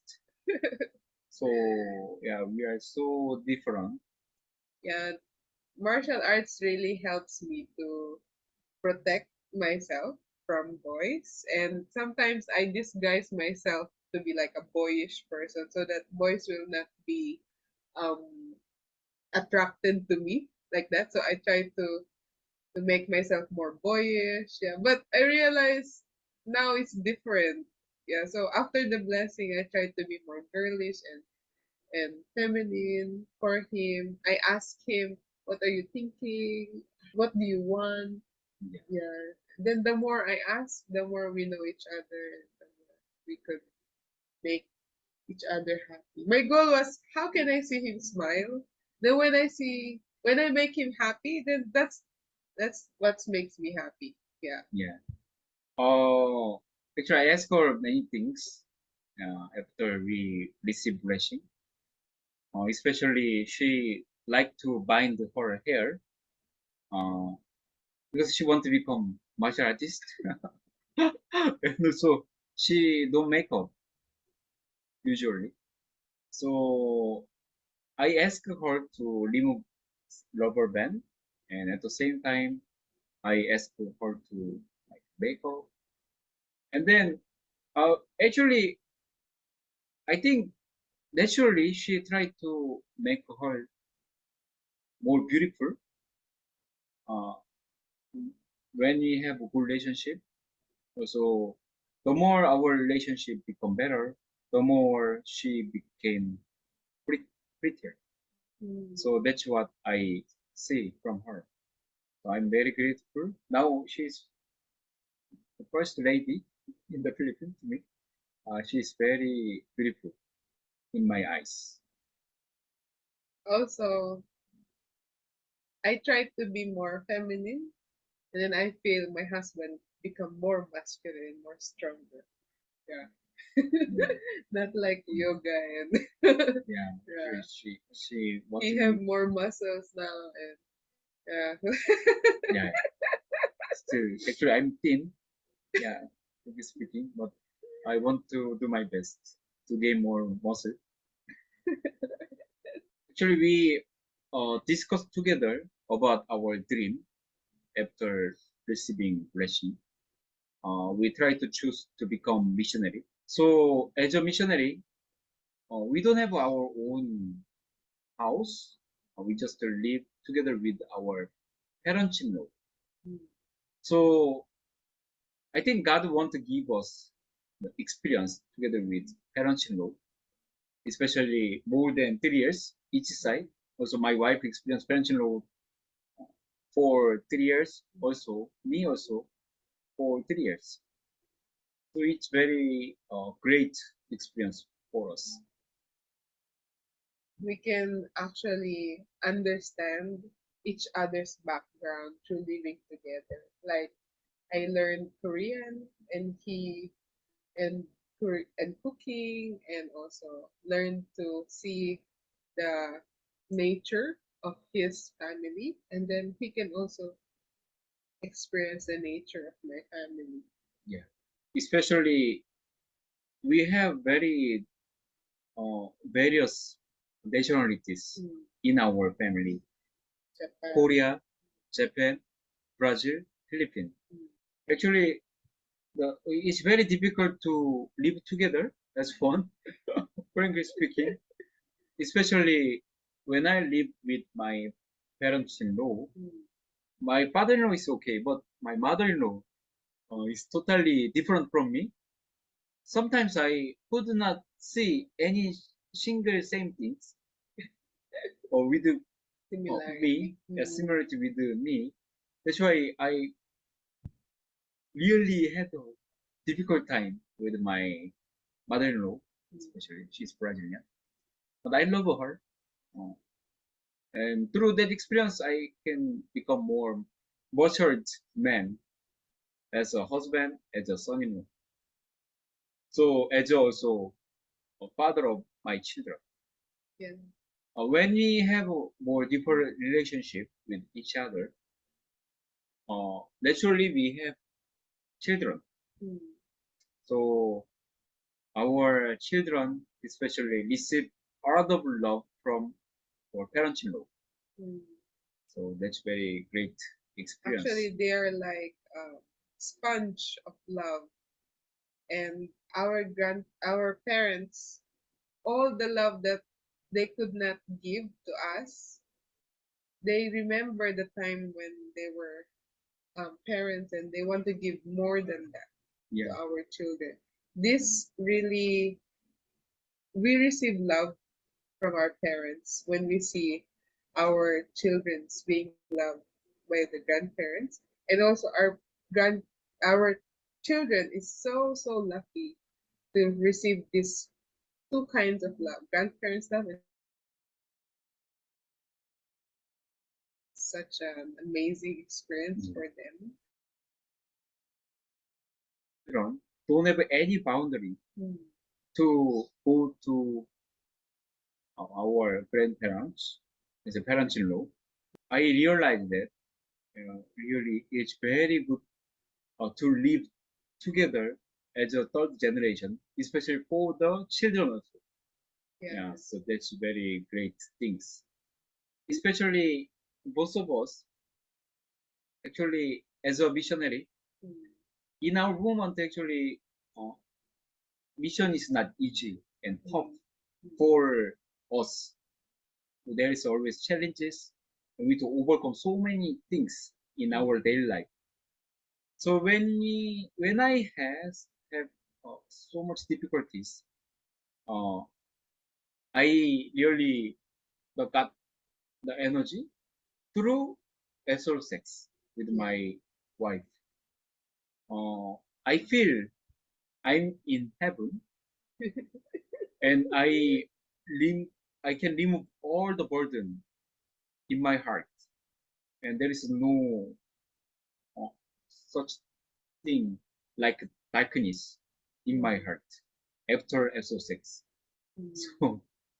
So I realized that, uh, especially when you are pure, especially in front of our spouse and also at the same time in front of heaven parents, true parents, and we have a relationship with each other. At that time, there is no more limitation.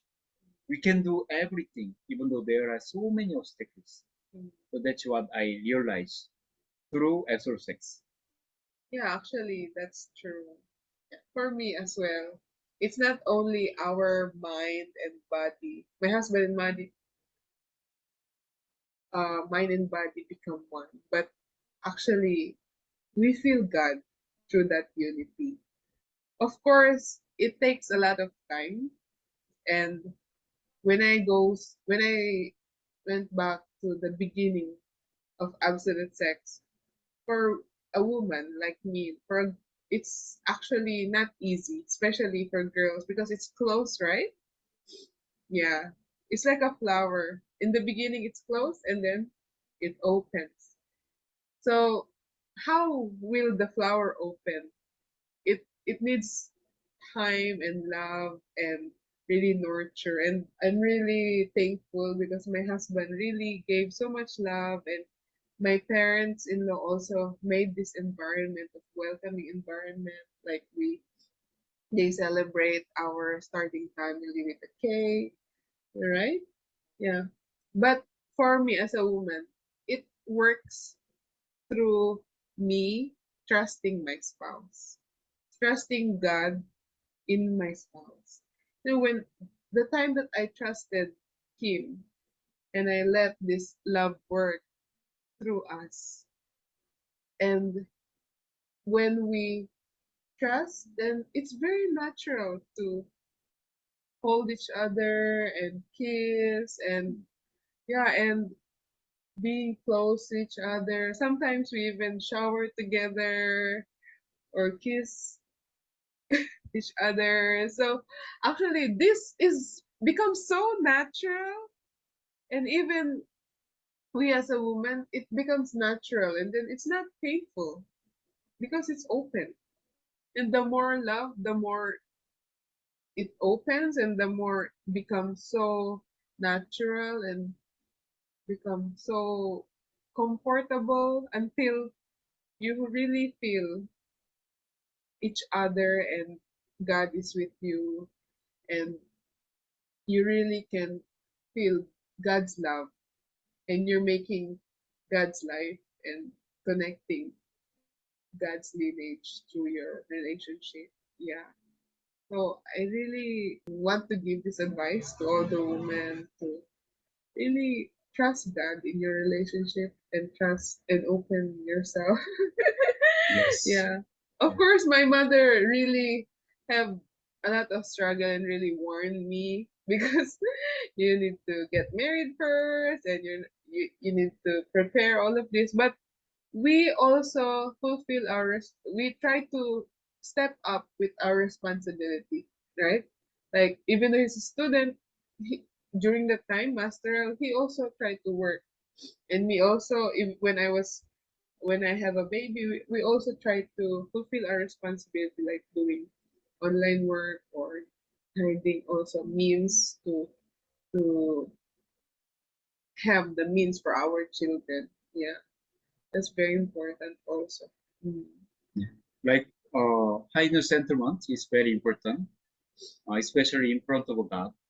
If we don't have shadow, I think very important thing is to remove shadow. We should not have a shadow for having, especially absolute sex, Mm. together with our spouse. Like both of us don't have a sexual relationship with the other before our relationship. That's why we felt God's love through our absolute sex. Mm.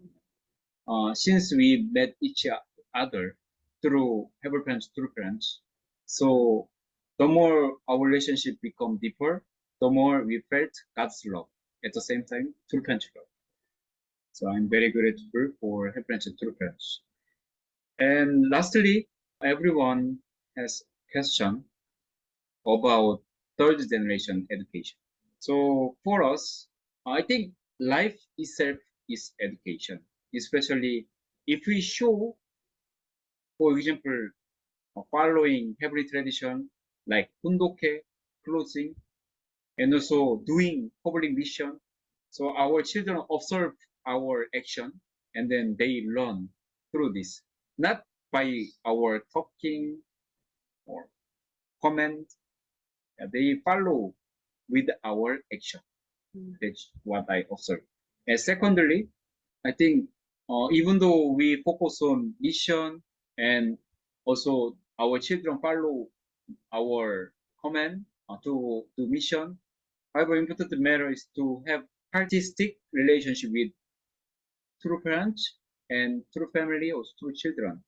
And there should be some moment for our children, especially our first daughter, Jia Sugiura, had the experience for offering flower to our beloved true mother in World Center. Actually, we were in the Philippines, but we don't have actually too much budget to go to Korea to offer a flower to true mother. But since we has had the chance to offer flower, especially my daughter can offer flower, that's why we spend a lot of money for the experience. And Gia said to us, when she offered flower to True Mother gave her the bright light, and then she became bright. She mentioned that she received a lot of love through uh, offering flower to True Mother. Yeah, so I wish that all of you can have a wonderful absolute sex and starting family. May God's love, life, and lineage flow through you and reach everyone in the whole world. Yeah, actually, we are still learning day by day how to become good husband, also a good wife, at the same time, good parents. So Good we are children, actually, we are good not, children to our parents. we are not actually the model of model couple. However, we are senior blessed couple, blessed family. So we have a more experience than you as a second generation. That's why we can share. I hope that you can have more beautiful relationship Experiences. Mm. and also experience more than us. More than us. Yeah. Yeah. Thank you for listening and God bless you. Thank you very much. 감사합니다. 감사합니다. Good afternoon, our beloved hardworking BFD leader.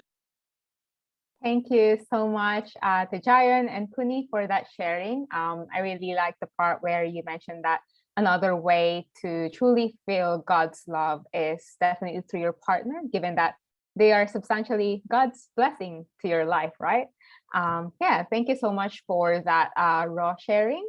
And at this point, we'll be having 5 minutes break.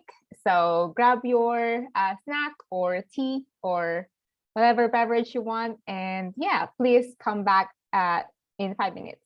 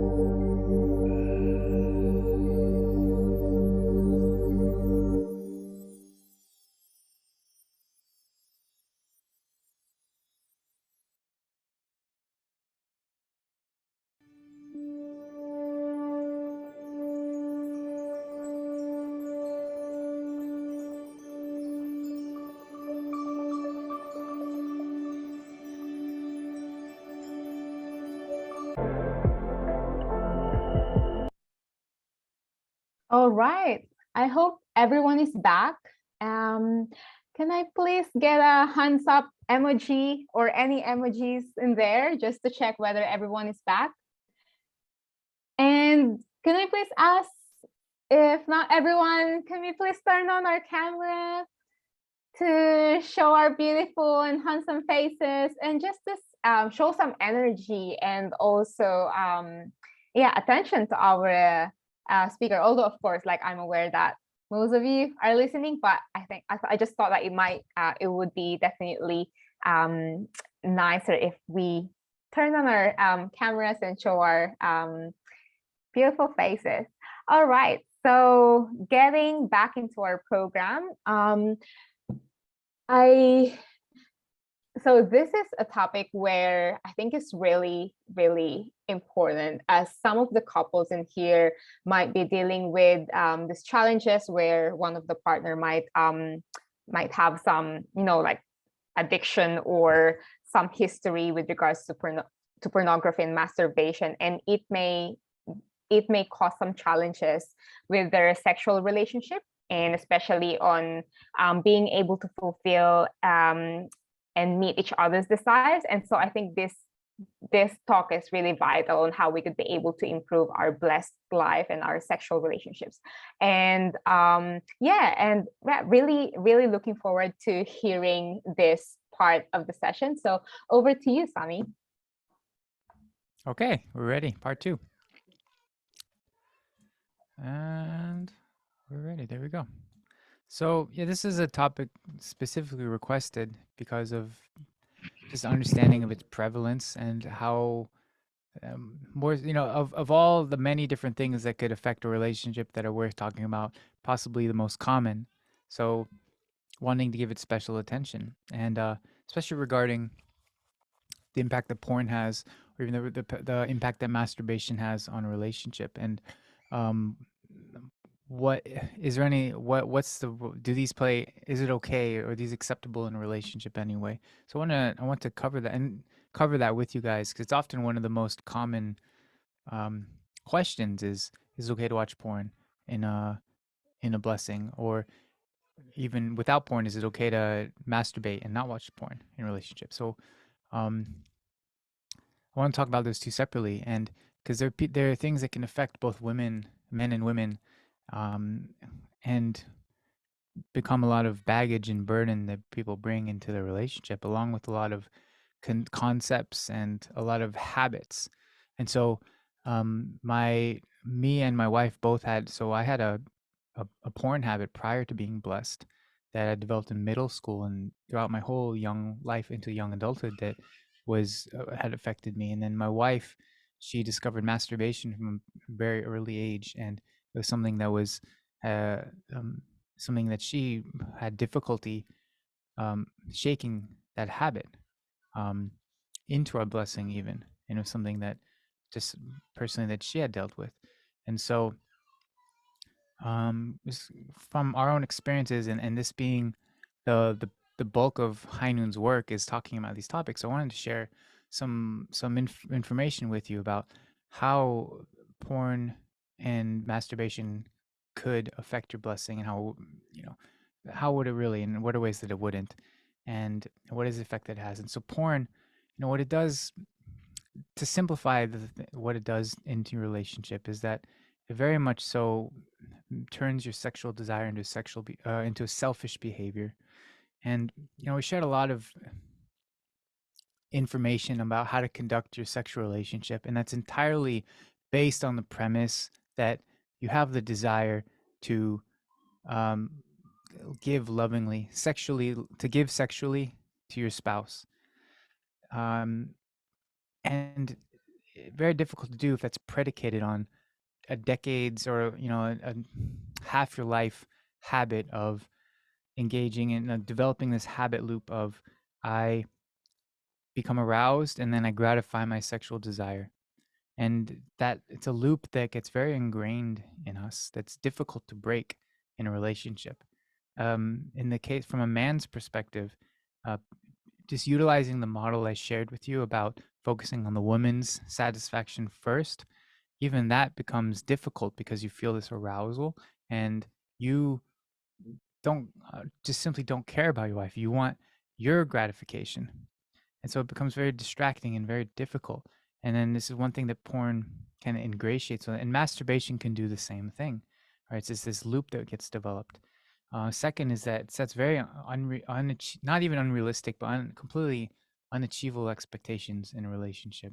And porn, it ingrains in us this idea of what we expect men and women's bodies to look like and how sex happens. And a lot of the misconceptions that we shared with it comes from porn, right? And so these are the things that they're very cumbersome to bring into a relationship, right? When we think that, like, especially in porn, sex is like the goal. The goal of porn is, so it's like people are always eager to have sex, and whatever the scenario is, it leads to sex, which is very unlike real life, where often one of you maybe just wants to hold each other or just wants to talk or whatever, just wants to spend time, and isn't always ready and like turned on and ready to engage in intercourse.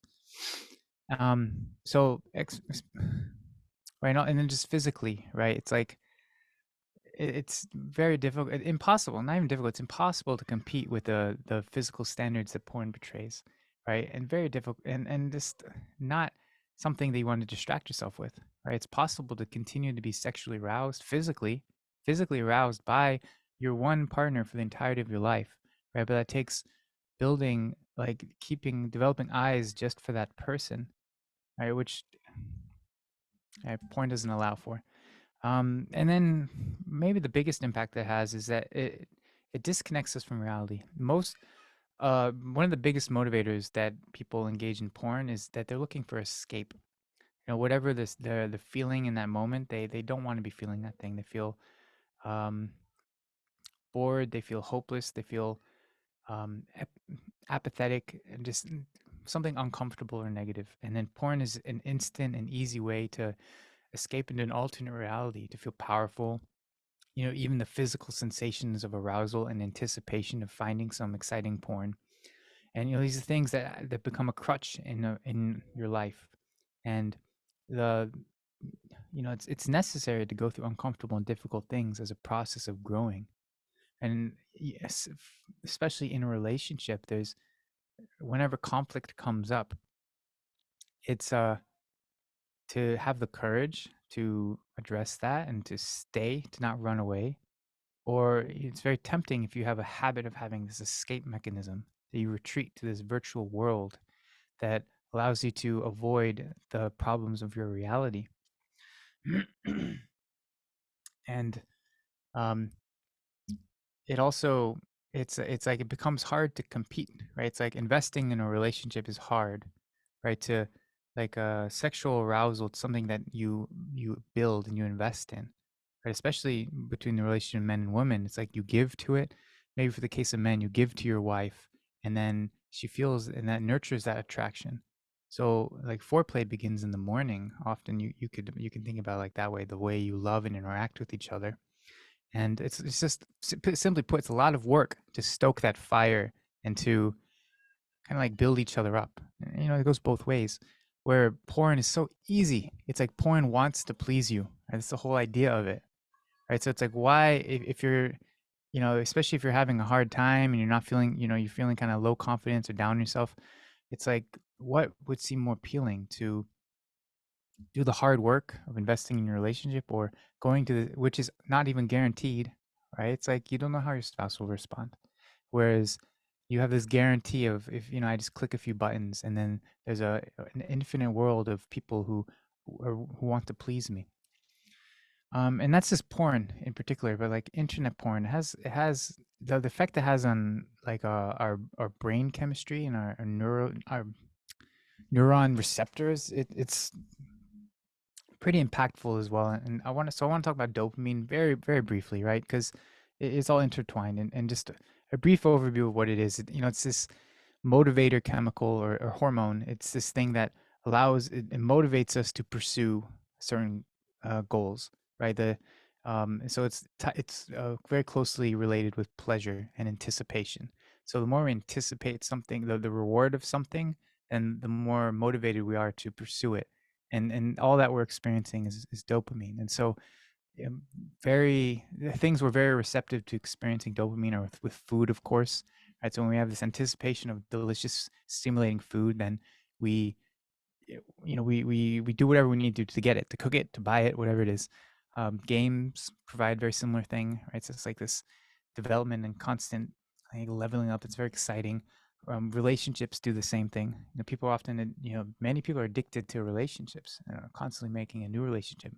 They're addicted to that feeling that you get of feeling special and feeling chosen, right? And feeling in love. Social media does the same thing. Right? It's like notifications and new things appearing on your feed, and this novelty that allows for something stimulating. And then more than all these, porn, it allows this explosion of dopamine that is very pleasurable, very satisfying. And getting sourced from that, in fact, it demotivates us from investing in the other parts of our lives that aren't as instantaneous, right? And so, we're living in this world where we're having this overabundance of potential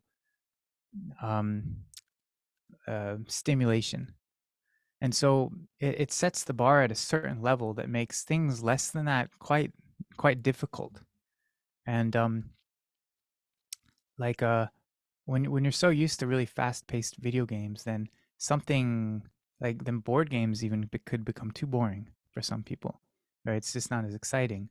When you're used to very stimulating foods, then things with less sugar, less salt, less seasoning, they're just not enjoyable. And with porn as well, it's such an exaggerated version of porn that's always novel, right? It's like porn is so quick, like you're changing, like porn. If you've watched porn, you know what it's like. It's like you're not flipping through a magazine, and you're not watching a movie, a 90-minute film from beginning to end that happens to have sex in it. Like porn is like seconds. We're talking about like 5 to 10 seconds. You're watching a scene, and then you go to the next thing, and then the next thing, and the next thing, and it's like click, click, click, click, click, click, and it's really fast pace. And so it's always new, and it builds this anticipation that gives us a lot of excitement. And porn and real life sex honestly can't compete, right? It's like a lot of people who are very accustomed to porn sex, let's call it, they find real life sex very anticlimactic and disappointing, actually, because it is really hard to compete with that on a chemical basis. Just how exciting it can be.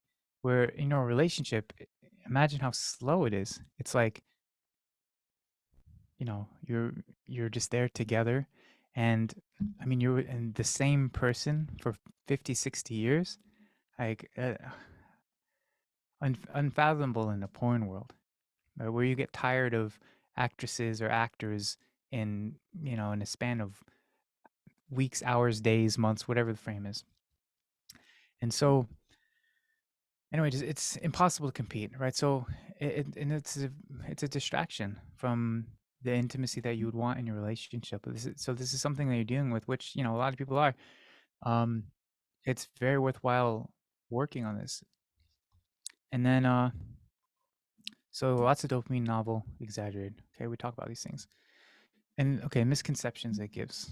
How sex works. So yeah, it's like sex and porn, it's like it's cut scenes, right? It's like the montage. You go from this and then you go to that. It completely skips the foreplay and the build up in between, which I hope you got some idea of through our talk, right? But it's like I found my wife and I, even so I was a few years, I finished my porn habit. I completely cut off from porn, and then we began our sexual relationship a couple years later, and I still it gave me these concepts about how sex was supposed to work, right? That was supposed to be very like passionate or aggressive even, and it was just completely different than what we found we enjoyed as a couple. It gives so many concepts about what women are supposed to like. Porn portrays women so inaccurately about what pleases them and how they act in sex, and then what they enjoy. And then so it just develops, women to see this and they see like, oh, this is what I'm supposed to like. And then men see this and it's like, oh, this is what women like. And vice versa. Same with men. They see, oh, this is what men respond to. And as a woman, you feel like, oh, that's what I'm supposed to do. And then men think, oh, that's what I'm supposed to like. And so it sends people down this rabbit hole of these really niche sex acts and fetishes and areas of sex that, I mean, sure, they could be, you know, if you're doing you as a couple, then enjoy what you will, right? But it's often just a distraction from them building closeness with each other, which is the real goal.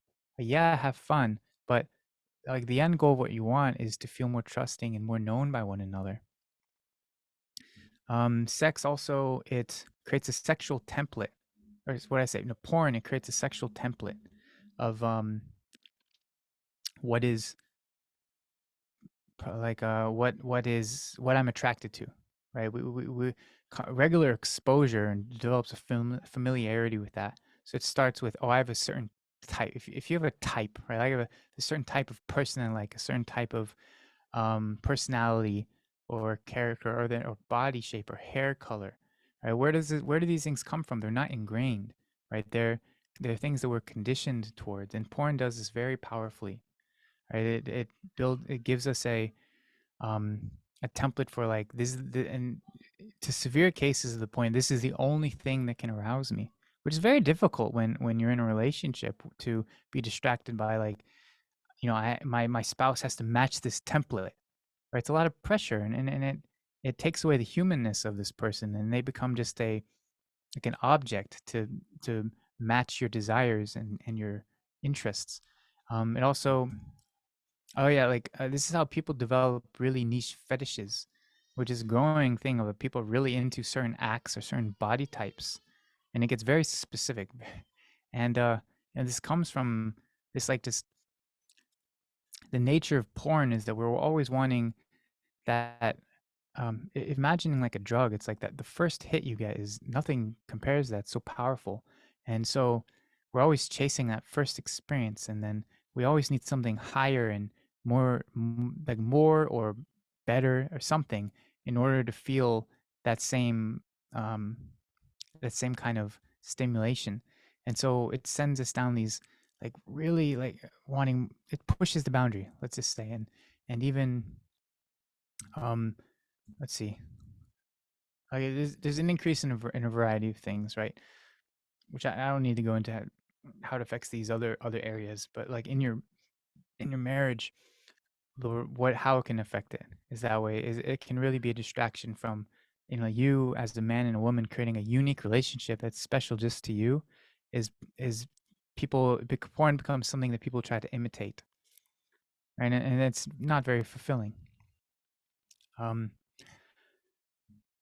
And before I talk about this, there's one point from my first talk that I wanted to spend time on, and that was like, what is it okay to blank in a relationship, right?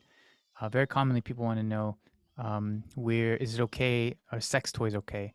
Or is it okay to sext with one another? Is this position okay? Is this act okay?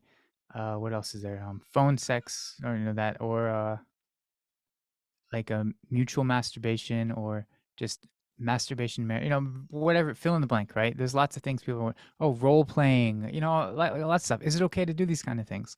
People want to know.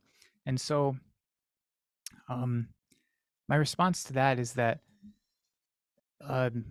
feel free to experiment and explore. If you're curious about something, like sexual curiosity, it's natural. It's one of the tenets that we're trying to instill, right? So if there's something you are curious about and you want to try as a couple, feel free to, right? You shouldn't feel inhibited by your curiosity. And even Father, I had a quote that that Father, to summarize, Father said, whatever a man and a woman does in their bedroom, if they're both loving towards one another and happy, then what does it matter? And so the idea being that, you know, that's really the goal, is that if based on mutual respect and the goal to uplift one another and be loving towards each other, with that heart and that mindset, whatever you pursue in the bedroom is perfectly legitimate. So, feel free to, I know couples that, and people I know one couple that they love role playing. They have so much fun with it. My wife and I think it's a little not, I don't want to say silly. We would feel silly doing it. It's like, I would just feel so goofy putting on like an outfit, and I can't even imagine, right?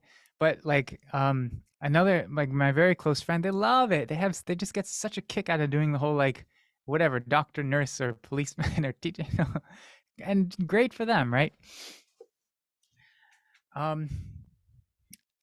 Like sex toys, it's my wife and I, we use a couple, right? We find that it's something that helps us engage in sex. It's something that allows us to deepen our intimacy. And so really, just keep that as your main goal. Don't let it be a distraction.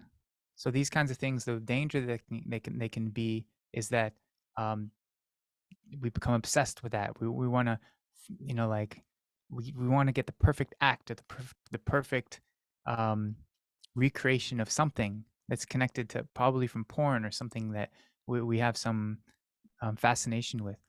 Just let everything be an experiment together as a couple, and an experience that you go through as a couple, and enjoy yourselves, and don't be attached to anything. If one of you finds yourself uncomfortable with something, then both be willing to discard it. Right? Don't push anything on one another. Just really allow yourselves to both be comfortable. And then and the other one was masturbation. Like, what role is that okay? And so the same, if masturbation so easily can be a distraction, right? Because it's easy, right? Like investing in a relationship is hard. Right? Going to the bathroom to masturbate, or going to the bedroom to masturbate, it's easy to like just gratify yourself. And it's something men and women both can be tempted to do. Right? So for its own sake, investing in a relationship is worth it, right? And so developing mastery over yourself to not allow your own urges, to master over your urges, to channel that into your relationship instead of just gratifying yourself, right? Like, so, but then one potential benefit masturbation can have, right, is that we talked about this, this gap. There's a high sex drive person, a low sex drive person. Masturbation could potentially be a simple way for the high sex drive, the low sex drive person to not be pressured by the high sex drive person, right? But like, if everything, the goal is connection, right? So just whatever it is, talk about it, right? Like, and work something out. It's like Father said, who's the owner of the man's sexual organ is the woman, and vice versa, right? So like it's you. You're the owner of one another's, and you're the owner of your relationship. So let it be something you can openly discuss. And so if it works out, be like, hey honey, I know you've been really tired and feeling a little sick. I feel very aroused. Is it okay if could you hold my hand while I masturbate next to you? How loving could that be, right? It's so simple. Or hey, could I go to the bathroom for a second? And blah, I'm just throwing out examples. Just if you feel comfortable, can really be open and honest and transparent about your behavior with one another, then you'll and really truthful with yourself about this is benefiting our relationship in some way, or if you're lying to yourself that this is, if you're justifying something and it's actually distracting, if you can work that out together, right? Like, really utilize whatever helps your relationship, right? Okay, now I want to talk about nature addiction. Just back to point. Why is it not changing? There we go. So what defines an addiction is these three qualities. If you're wondering, am I addicted to something? It's any behavior that a person finds temporary pleasure or relief, suffers a negative consequence from, and is difficult to give up. So there's a myriad of things that can fit this, right? There's substance addictions, drugs, alcohol, caffeine, sugar, that people experience difficulty giving up. They potentially might experience a negative consequence. There's behavioral things, gaming, social media, sex, porn. And so the key thing is like, does this fit all three of these criteria, right? So yeah, this is something if it's just the first one, I get some benefit from. Yeah, that's like, like we like things that give us some benefit, right? And then maybe get to the second level where you experience some negative consequence. All right, and then so there's some things we experience where, yeah, this chocolate, right? I like this. I'm eating a little too much, right? It's starting to negatively affect me, my teeth, and I don't feel so good eating it. And then it's when we get to that third point where it's difficult to give up. That's really the threshold of, yeah, I've got some compulsive behavior going on, where I know that's negatively affecting me and I'd benefit from giving it up, but it's difficult for me too. And that's what we got to look at with our relationship with masturbation, with porn in particular, and really with anything, is asking, what am I addicted to, and being creative with it, because people can be addicted to many things. Some people are addicted to being angry, right? It's like their go-to. They just can't give it up. They know it hurts the people around them. They just can't stop. Some people are addicted to drama, right? To to gossip, right? That kind of drama, like to being outraged. Right? There's certain feelings and emotions, and they know it has a negative effect, but they can't stop. And so it's something to self-reflect on. Like, what are the things that are negatively affecting me that I can't give up? And we want to talk about, why it's difficult to give up. And so, yeah, with porn, with masturbating, any sexual kind of behavior, similarly, right? It's clearly we get benefit from it, from porn, masturbation. Like, yeah, it's very pleasurable. There's a lot of benefit. But and we've really briefly covered some of the negatives, right? And so I want to talk about the result and the root. And so this is like a really main point, is that any kind of addiction, it's just a symptom, and there's an underlying root cause underneath it, right? So there's something that's driving that behavior, and the addiction that we're experiencing, it's just the kind of the sign of that thing that's lurking underneath. And so what that is, what it's a symptom of, or is these difficult emotions. So porn, it's really the result of loneliness, of emptiness, pain, emotional pain, right? Avoidance, feeling overwhelmed, fear. Right? These are the things that cause us to feel empty, to feel unloved, and so we try to compensate that. And so people turn to different things. Some people turn to porn, some people turn to gaming, some people turn to food, et cetera, whatever it is. But there's things that we try to, the emptiness that we try to fill in ourselves, and that's what we're using, and that's why it's so difficult to give up, because we're relying on it, and it's like, why would I give up the thing that's helping me survive? And so the question to ask ourselves that, it's not why the addiction, why am I suffering from this, but why do I have pain? What pain am I experiencing? What is my pain, and what can I do to address that part of myself? And so I'm going to share this addiction cycle with you, right? And this is why it's so difficult to give up something like porn or masturbation, is that we get caught in this cycle, this vicious cycle that it's very difficult to break free from, right? Because people, they only focus on, let's see if you can, the acting out side of this. It's like the behavior. I want to stop watching porn. I want to stop masturbating. But they don't recognize is that there's other whole list of different activities that are going on simultaneously. And so what happens is that we start with these negative emotions that we just looked at. And I feel hopeless. I feel depressed. I feel weak, whatever it is. And I feel angry. And then we develop this connection between that feeling and wanting to not feel that way. And so this connection between that and then the desire for our crutch and our stimulation. And so porn, let's use porn as an example. So it gives us this craving for porn. And then we begin, we go through this ritual, and it's how we prepare to engage in our behavior, to begin watching porn. And it begins with justifying, right? It's like we go through this logical process of why it's okay this time. Like normally it's something I don't want to do, but but here are the reasons why I deserve it this time, or I need to, or it's okay. And then we prepare ourselves, we prepare the environment, we make sure that we have privacy and whatever it is that people go through. And then they go through the behavior acting out. And immediately when they're finished, they feel that it's like they come to their senses and they feel a deep sense of shame. And then that shame and that discomfort, it refeeds that emotional trigger, and it begins the whole thing over. And so it's a very crazy cycle that people find themselves in. And so to break out of that, it takes more than just will. People try willpower. Like I want to try just not acting out, and they're not doing, or I want to try even just making some maybe better habits, or I want to do some conditions. But what people fail to do, and why people fail, is they're not addressing each of these. These are all things that need to be worked on simultaneously. Right? So we need to address the shame. Right? We need to feel that we're worthy, that we're loved, and that we're lovable people. A lot of you don't feel that way. We don't feel unconditionally loved and accepted, and such an important experience for us to have. And then that deal, so feeling loved by another person. So, and then dealing with these negative pain and emotions that we have, right? And then that soothing process is very important.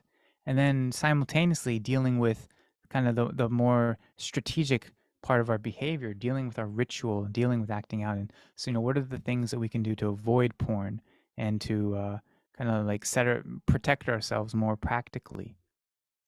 And I know it's a holistic approach that we do. And so, ultimately to overcome these things, like it's not something you can do alone. You need help, or you need guidance. You need like a Sherpa guide or a mentor that can help you navigate through that process.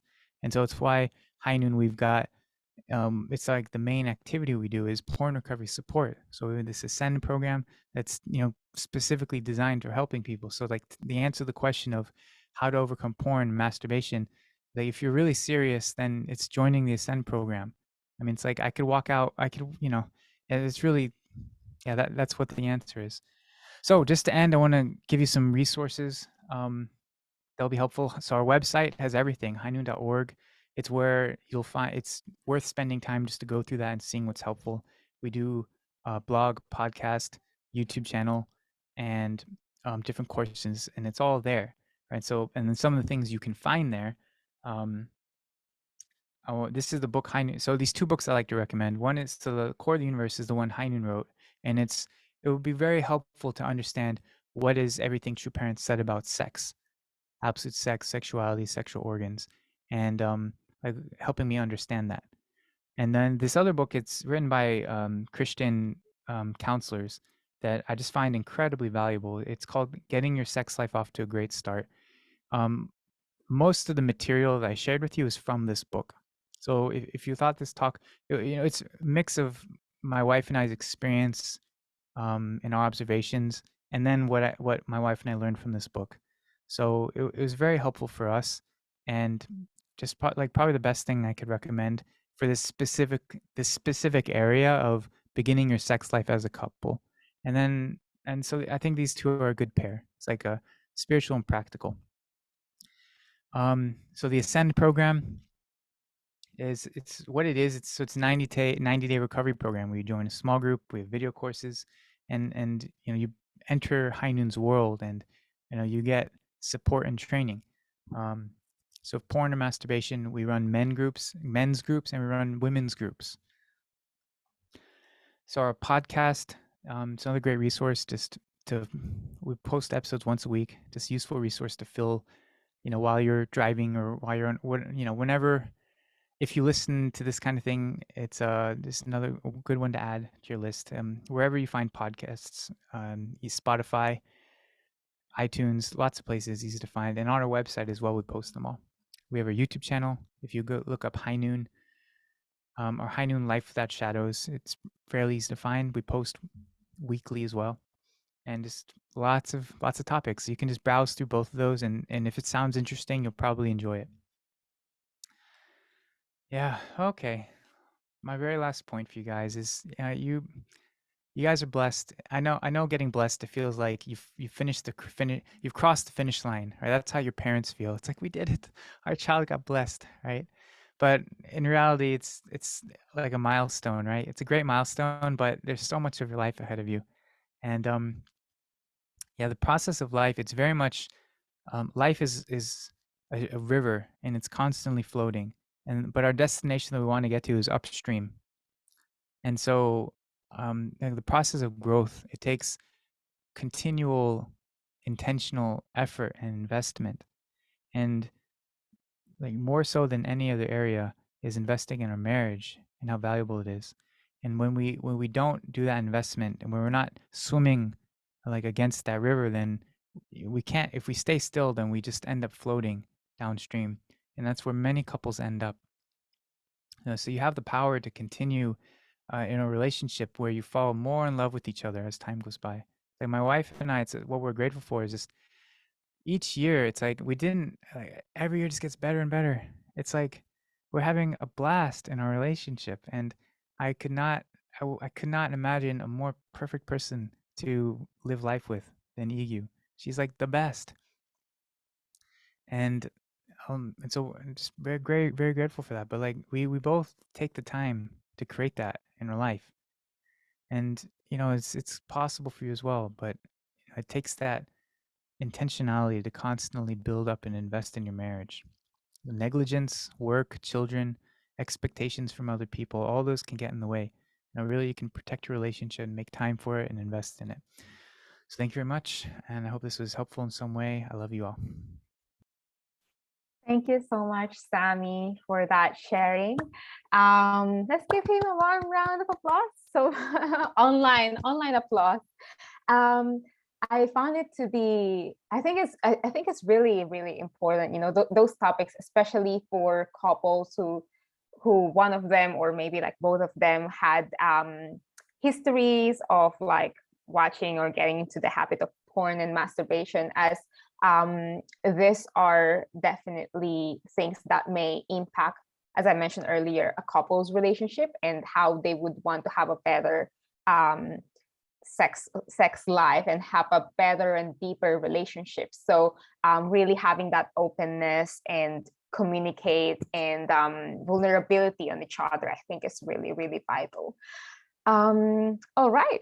And now we'll be moving to one of the, this is always one of like my best part of like the workshops, is on getting into the Q&A, as we'll get into dig into some of the questions of our participants that wasn't like maybe like covered in earlier talks. So I'll be passing on the Q&A to our moderator, Christine Urbanio.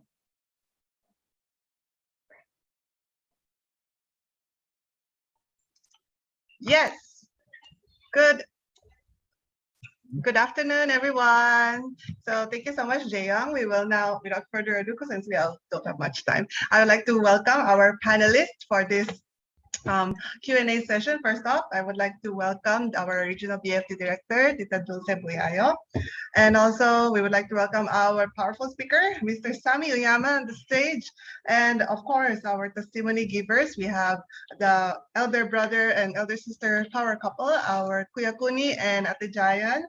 Yes, on the stage. All right. So without further ado, here we have first question. I will be directing this to our BFD Director. So one question was raised that some of us may still be students or still building our career and not yet prepared to have kids and raise family. What are your thoughts about using contraceptives? Well, actually,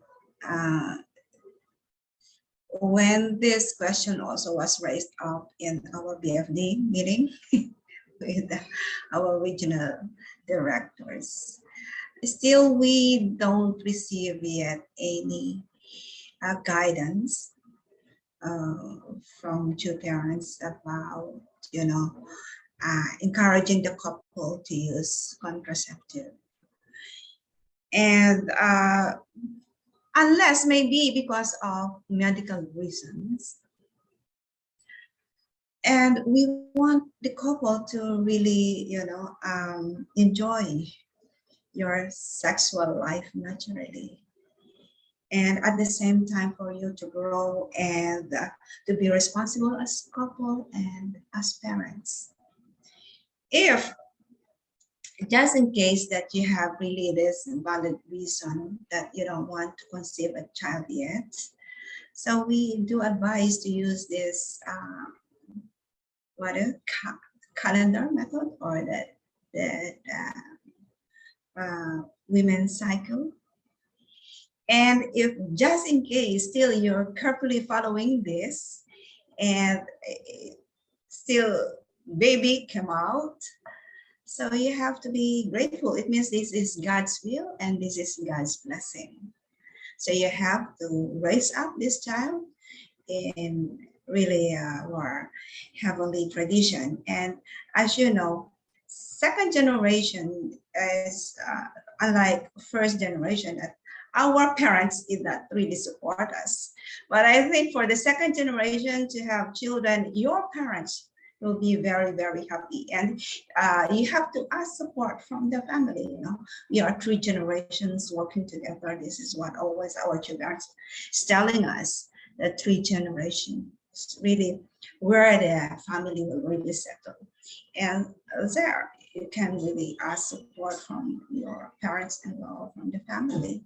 You know, if ever, you know, you really have your child and you're still doing, I mean, you're studying or you need some time to be financially stable, right? Yeah, I think this is all I can share.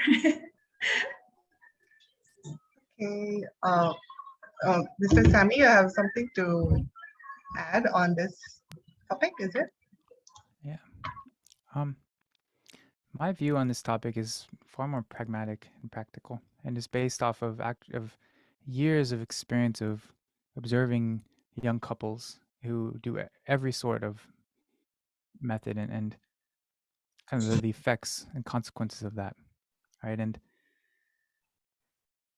I think for the long-term well-being of a couple, it's so important to plan, not plan, but like to responsibly have children. It's I know many couples that they were instructed to not use any contraception. And of course, what happens is they get pregnant within months of the blessing. And they're exactly that situation where they're students or whatever.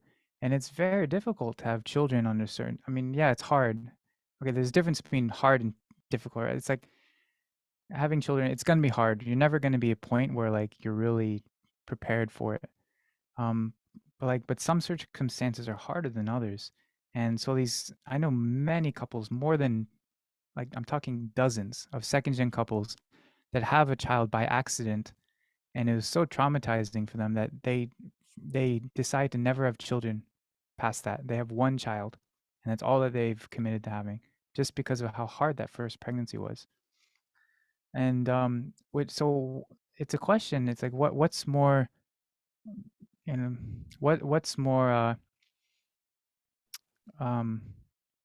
what's more of a shame to see? A couple that waits and has children, or a couple that has one right away but then refuses to have any more after that, right? And so, and if it's okay to just have different opinions about this, I'm really just offering my observation, my opinion. Like, I really respect the cultural upbringing of different people and the view that instills in people. I know in many countries, especially countries that have a very strong Catholic background, the view of contraception is very sensitive, and I very much get that and understand. And that being said, it's like you can look this up. The estimate is that if a woman were to make no interference in her attempts to get pregnant, it's estimated that a woman would experience 10 to 30 pregnancies in her lifetime. And that's way more than anyone you know how many children. That's way more than any of you know. No one you know has anywhere near that number of children. And so, what this is saying is that every single couple practices some sort of family planning or some sort of, if we use the word contraception loosely, is like preventing pregnancy, right? Every couple does something, because how many children do people have? 1, 2, 3. If they have a lot, they've got 5, 6, 7. That's a lot, right? And so whether it's just refraining from having sex, or if it's like calendar planning, natural family planning, it's all, the end result is really the same. And there's a vast difference between preventing pregnancy and extinguishing conception, right? Like even spiritually, they're very, very different, right? Like something like an early stage abortion, or a miscarriage, or morning after. There's this kind of medication you can take, versus preventing pregnancy. They're very, very different spiritually, even. So it's just that I have no advice for what you should, like what method you should do or what is best. Like really, it should be a something you decide as a couple, and it should be something you're both comfortable with, and but you should have some plan, because like a large part of your sexual intimacy is just satisfaction and enjoyment, and it's very difficult to enjoy sex when you're deathly afraid of getting pregnant, right? And I know couples who are beginning the relationship, it's impossible. The woman cries every time her husband wants to have sex because she's so afraid of getting pregnant, right? And so find some way to deal with it that you're both comfortable with, right? I love naturally family planning, right? That was recommended. Like I think it's a wonderful method, and it's very scientific, and it's something that you can research. It takes study, and it takes like takes a good amount of learning, right? And then it takes following it exactly, right? So it takes discipline, but it's a fantastic way, among various other options, right? But just I personally, I would like to see. I would hope that people feel more comfortable, right, as couples, to have ownership over your decision, right? And then you can just you feel informed, right? You see the choices available for you, to you, and then you take responsibility for those choices that you make. All right, thank you so much, Tita Dulce and Brother Sapi, for sharing your thoughts on contraceptives. All at the very end of the day, do your research, everybody as well, also, and do what is also on the standpoint that you think is comfortable for you and your beliefs. And also, we will be proceeding to our next question. This is a question I'll be addressing to Brother Sammy. You discussed about from the person who is struggling with pornography or addiction, but what pornography and masturbation addiction. But what if my spouse confesses having difficulty in overcoming pornography and masturbation? How should I react, not making my spouse feel judged or offended? Thank you. Okay, like understanding. So you can so back to the root versus the symptom, right? So you can hear that. It's so easy, so natural for many, like in this, so women, and it could go both ways, right? But like women, they immediately think, like they hear my spouse is doing it, they feel they feel like, oh, I'm not good enough, I'm not pretty enough, I'm not, something, and then they immediately change the topic from their husband is disclosing something to them to like something about me, right? So first, you stay focused on, okay, your husband is sharing something about him. So what does this mean about him? And what it means is like, okay, he's in pain. Right? Like the biggest thing to take away from like what I shared about the nature of addiction is like, okay, it's information. So like he's in pain and he needs love, right? So that makes him no different than anybody else. It's just what he's used to cope with his pain is porn, whereas other people find other stuff. So so that understanding is tremendously helpful, right? So from that sense, you can be accepting and embracing to him, and you can be accepting without condoning his behavior, right? It's like it's so easy to confuse acceptance and condoning, right? So you can imagine, like, if you want to be accepting that, oh, it's okay, no, it's not okay. It's not okay that your spouse is looking at porn, right? Has no place. If you really want the kind of marriage that we're talking about, where you're like, it's like delicious and yummy and like the best thing you've ever experienced in your life, porn has no place in that, right? But you can still be accepting of your husband as a person, right? And he's just someone that is expressing, like he's sharing something very deep with you about himself, and so he needs help, he needs support. So the fact that he's willing, he's confiding in you is amazing. You have no idea how many women don't find out. They never know anything until they discover their husband watching porn. Like that's like more common, maybe, where it's like their spouse keeps it a secret. Like impossible to create a delicious, intimate, loving relationship with secrets. Right? So it's like he's indicating he wants a certain type of relationship with you. Right? So he's doing the hard work of telling you the truth. Okay? Fantastic news. But it's really just the beginning, the first step. And also get that you're not alone. I mean, it's like unfortunately, like standard fare. This is so common. This is like typical of like just the kind of the environment that young people are growing up in, where this is so common, this kind of thing. So you don't have to feel alone, right? There's people who have experienced what you're experiencing, so you can get support and you can get understanding, because you go through unique difficulties as well as the spouse. And then so how you, but then in this moment, how you can react is those things. You can be understanding, and then you can make sure that he gets help, right? So you can love him, embrace him, support him, and really accept him as someone who is hurting, right? That's why he's doing this. And there's nothing about you. He's not trying to hurt you. It's not because you're good, you're not good enough, or any of these things. It's very tempting to convince yourself of. So guide him to the help that to getting you. That's, you can keep him accountable for that, right? Because it's also, he might want to. He feels like he did the hard work of, like, he told you something very difficult and it's very scary, right? And maybe and he hopes that that's good enough, and not good enough, right? He needs, like, to take some serious steps to and changing his lifestyles and his habits. And so, you know, you can keep him accountable for that and connect to High Noon. Connect to me personally, right? Like, I'm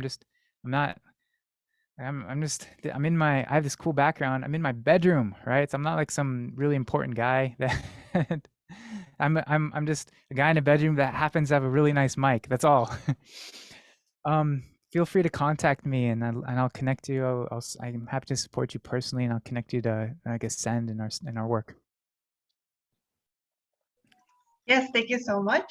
All right, we will be moving on to, sadly, we don't have enough time for our last question, and I'll be giving this to our elder brother, elder sister, Ate Jayan. Advice on preparations, especially when we are still in LDR. Is it better to wait and hold off from having sexual relation while we are in LDR? Hello. Yeah, thank you for a very nice question. It's very important actually, and I think most of us really can relate, especially after the blessing. You're really not really together right away. Yeah, but I think it's very important to communicate with your spouse. Yeah, and to really talk about it and plan about it. Yeah, but personally, my experience, if you try to start relationship during long distance relationship, yeah, it doesn't get smooth right away. So sometimes, and once you start, you're gonna have this bond together. There's a good thing and a bad thing. The good thing is you're gonna be connected as husband and wife. You can feel God's love so much, and this is a good thing because you can have this common base, this feeling together as husband and wife with God. But once you separate again, this anxiety that they say that you're gonna be so like alone, like you feel this difficulty, that especially that you cannot be together. So sometimes the good thing of this is it pulls you back together. Like for us, because of this feeling when we started family, it always pull us back together. So we wanted to meet more, like after 4 months or 3 months. It's hard, but this is the bond that attracts you more to come back together because you felt that love from God as husband and wife. Yeah, but responsibility wise, yeah, once, if for example, why are you still in LDR? Yeah, is it because of this being a student, or is because of visa, or is it because you're not yet ready to start? So need to check out why, and then try to answer it together. How can you be together? Yeah, and try to plan. Yeah, and there are consequences, but I think it's very important to really explore this and really, yeah, for me, it's very important to start right away, but but still, it depends on you, yeah, on your plan. Yes, thank you so much to our wonderful panelists. Please give them a virtual round of applause. There are other questions, yes, but unfortunately we don't have enough time. But once again, please feel free to contact the BFD. Even Brother Sammy said he's welcome and open. Just hit him up, and he's free to be approached. All right, thank you once again, and I will passing the mic back to our MC. Thank you, Christine, and our dear panelists for sharing your thoughts. There are actually a list of questions, but unfortunately, we didn't have time to get into it. All right, so moving on to the next part of our program is that we'll be hearing some closing remarks from Mrs. Kwai Ping, who is the Asia Pacific 2 Regional Education Head. So over to you, Ms. Kwai Ping. Thank you, Jae-young. Good evening, all the brothers and sisters, all the blessed couple, second generation from Asia Pacific 2. I think you all have received so much food and also a lot of guidance from our elder brother Sammy. Indeed, this is so honored and happy to see our elder second generation brother Sammy stand as an elder brother to share freely and openly, who is specializing in the absolute sex education. Indeed, absolute sex, this is something that it is not easy to teach unless we experience that. I remember True Father once said, the most important education and most difficult and challenging education is how to educate in dealing with sexual love. This is not easy. However, when we really listen to our brother, sister, our brother Sammy shared and our testimony by our elder brother, sisters, it is so holy and enjoyable. And really, this kind of a heavenly intimacy, absolute sex, is something that we can really do it free from guilt when we're following the heavenly way. In fact, God is so happy when finally his idea and his joy could be revealed and shared openly, happily among his children. Actually, this is what God wants us to really share, how joy, heavenly intimacy is. What makes a conjugal love unique from other realm of love, compared to other kind of love, children's love, sibling love, parental love? What makes the conjugal love unique? It is because of the exclusiveness. Because of the exclusiveness between these two people, that you can't share it with anybody else and make these people, make this conjugal love so deep, so loving, and so exclusively among the two. For my experience, for me, I really want to thank Hai Noon, especially Sammy and his boss, Uncle David and Sister Misue. They have been touring around Asia Pacific at least twice in order to share this kind of education. For myself, even though I'm a professional, I like to be helping in mission, in family, in raising up children. But my obstacle actually is to really enjoy sex. I came from a family that very conservative, and even myself, I could not really enjoy sex. When we were blessed, I do not even have any concept. I do not have any idea what sex is. I thought that just one man and one woman sleep together and then the baby will come out. So easy and so naive. However, when I started to listen to Hai Noon, then I start to realize, actually, sex is one of the key elements in bringing a sense of fulfillment and togetherness between husband and wife. Sometimes as a wife, we always think that I sacrifice for my spouse, I sacrifice for the children, I do everything else to support my husband. That's already good. But this is not true. I feel so lacking in our sense of fulfillment. Because if to say that sex appetite, I would say that myself, I do not have appetite at all. I could survive without sex. That's serious. But because of High Noon, because of sharing testimony, my brother Sammy and Uncle David, I start to repent why I could not open up, why I could not enjoy that. So actually, living for the sake of others, one of the key elements also is to enjoy the sex and the heavenly intimacy between husband and wife. I really feel grateful also to my husband for patiently taking care of me in this aspect. He is the one who really taking a lot of initiative and patiently guide me.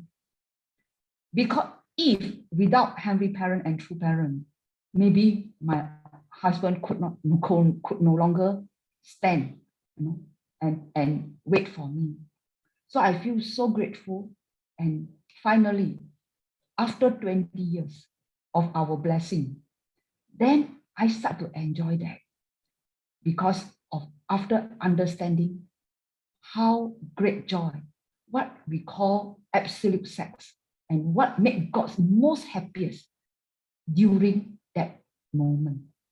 So I really want to thank Sammy and the team for really specializing in this education. I think it is so important to share to all the brothers, sisters, to all the blessed families and blessed couple in our holy community.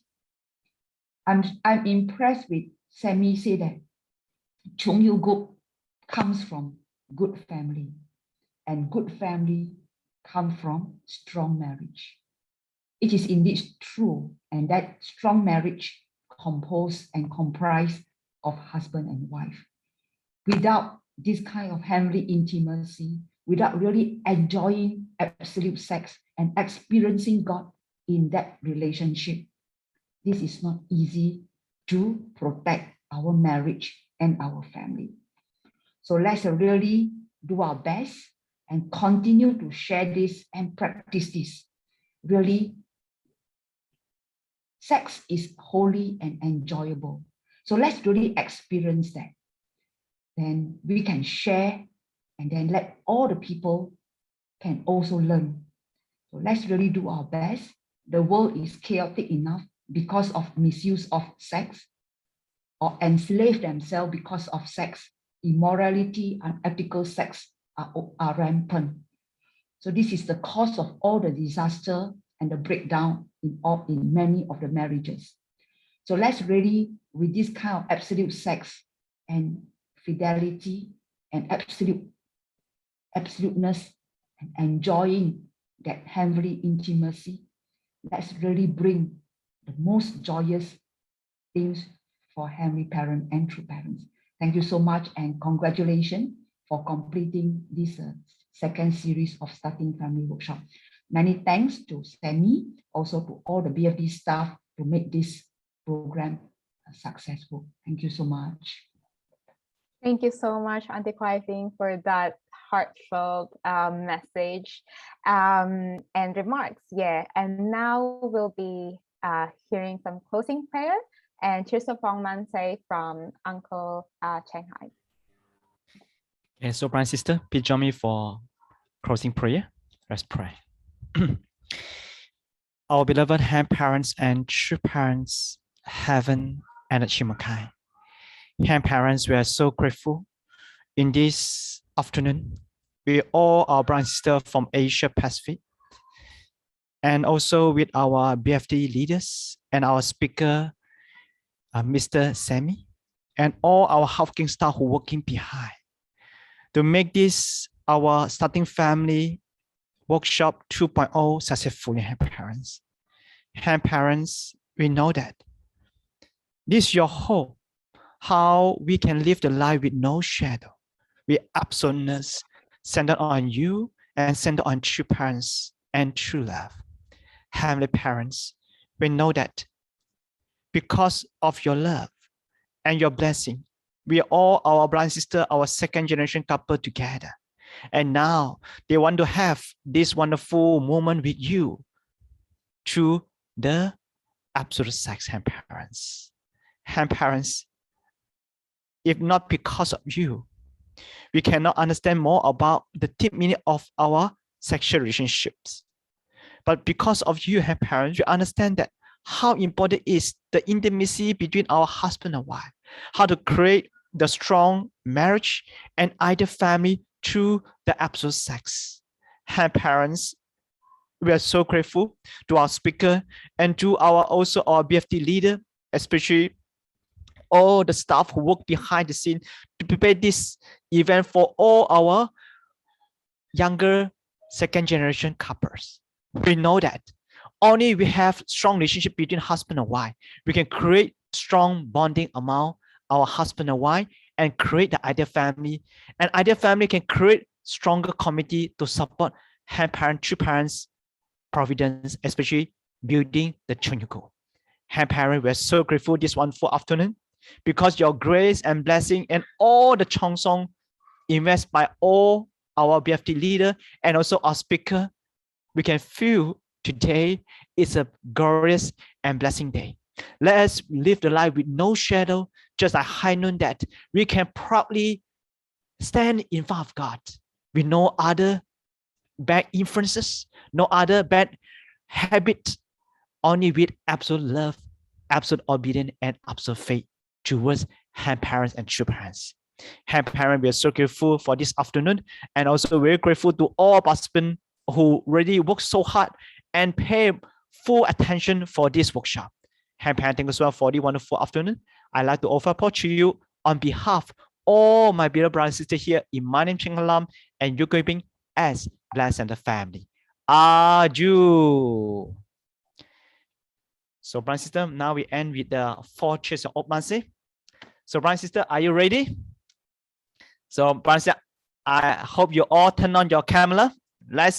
We offer this starting family workshop 2.0 to hand parent to parents. So, brother and sister, I need you to open your camera and offer this. Are you ready, brother and sister? Yes, thank you so much. Yes, Su Ying. Wow. Yes, Max. Wow, May. Okay, that's great. Yes, Fuko. Okay. First, for the beloved hand parents of Manse. Second, for the victorious two parents of heaven and earth, Himakai of Manse. For the establishment of Chonyugo of Manse. Last, retreat of Starting Family Workshop 2.0 2022 of Manse. Thank you so much, brother and sister. Thank you. Thank you so much, Uncle Shanghai, for that very full of energy and passion leading of Omanse. Once again, I'd like to thank all of our very hardworking BFD staffs and organizers for putting this, for making sure that this workshop comes into fruition and making it happen. And again, just a big round of applause, and really just want to highlight how thankful I'm sure each and every participants are to our very hardworking and our speaker for today. Sammy, thank you so much for all of those energy, effort, words of wisdom that comes from more than a decade. More than 13 years for sure, because you also go through lots of education even before starting family life. Thank you so much for sharing us your time and your heart. And for announcements, please scan this QR code, as our BFD staffs and our organizers would really want to hear your feedback or any comments or any reflections, and any suggestions as well, if you want to hear more or want to have any follow-up sessions. And again, and for the next slide, I'd also want to remind everyone, if you could please pay the registration fee of 10 USD to your local BFDs, and please send the proof of payment. This is to ensure that our BFD team and our organizers could continuously provide and create some meaty and juicy and really like exciting activities moving forward. And that brings us to taking photos. So please, once again, turn on your camera and we'll be having our workshop official photo. All right. Everyone, please turn on your camera.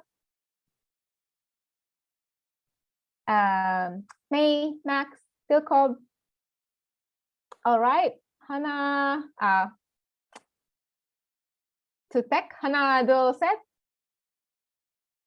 Again, Hana do maybe heart for everyone who's into the heart era. Hana do set. All right. And that brings us to conclusion of this workshop. Thank you very much, everyone, for your 3 hours of investment. And as well as, once again, thank you so much, Sammy, and to our amazing BFD organizers. And hope you all have a wonderful and amazing week ahead.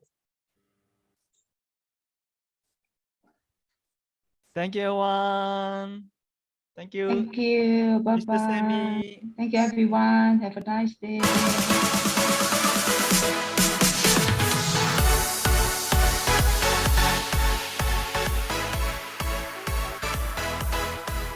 Bye-bye. Thank you so much, Hugo.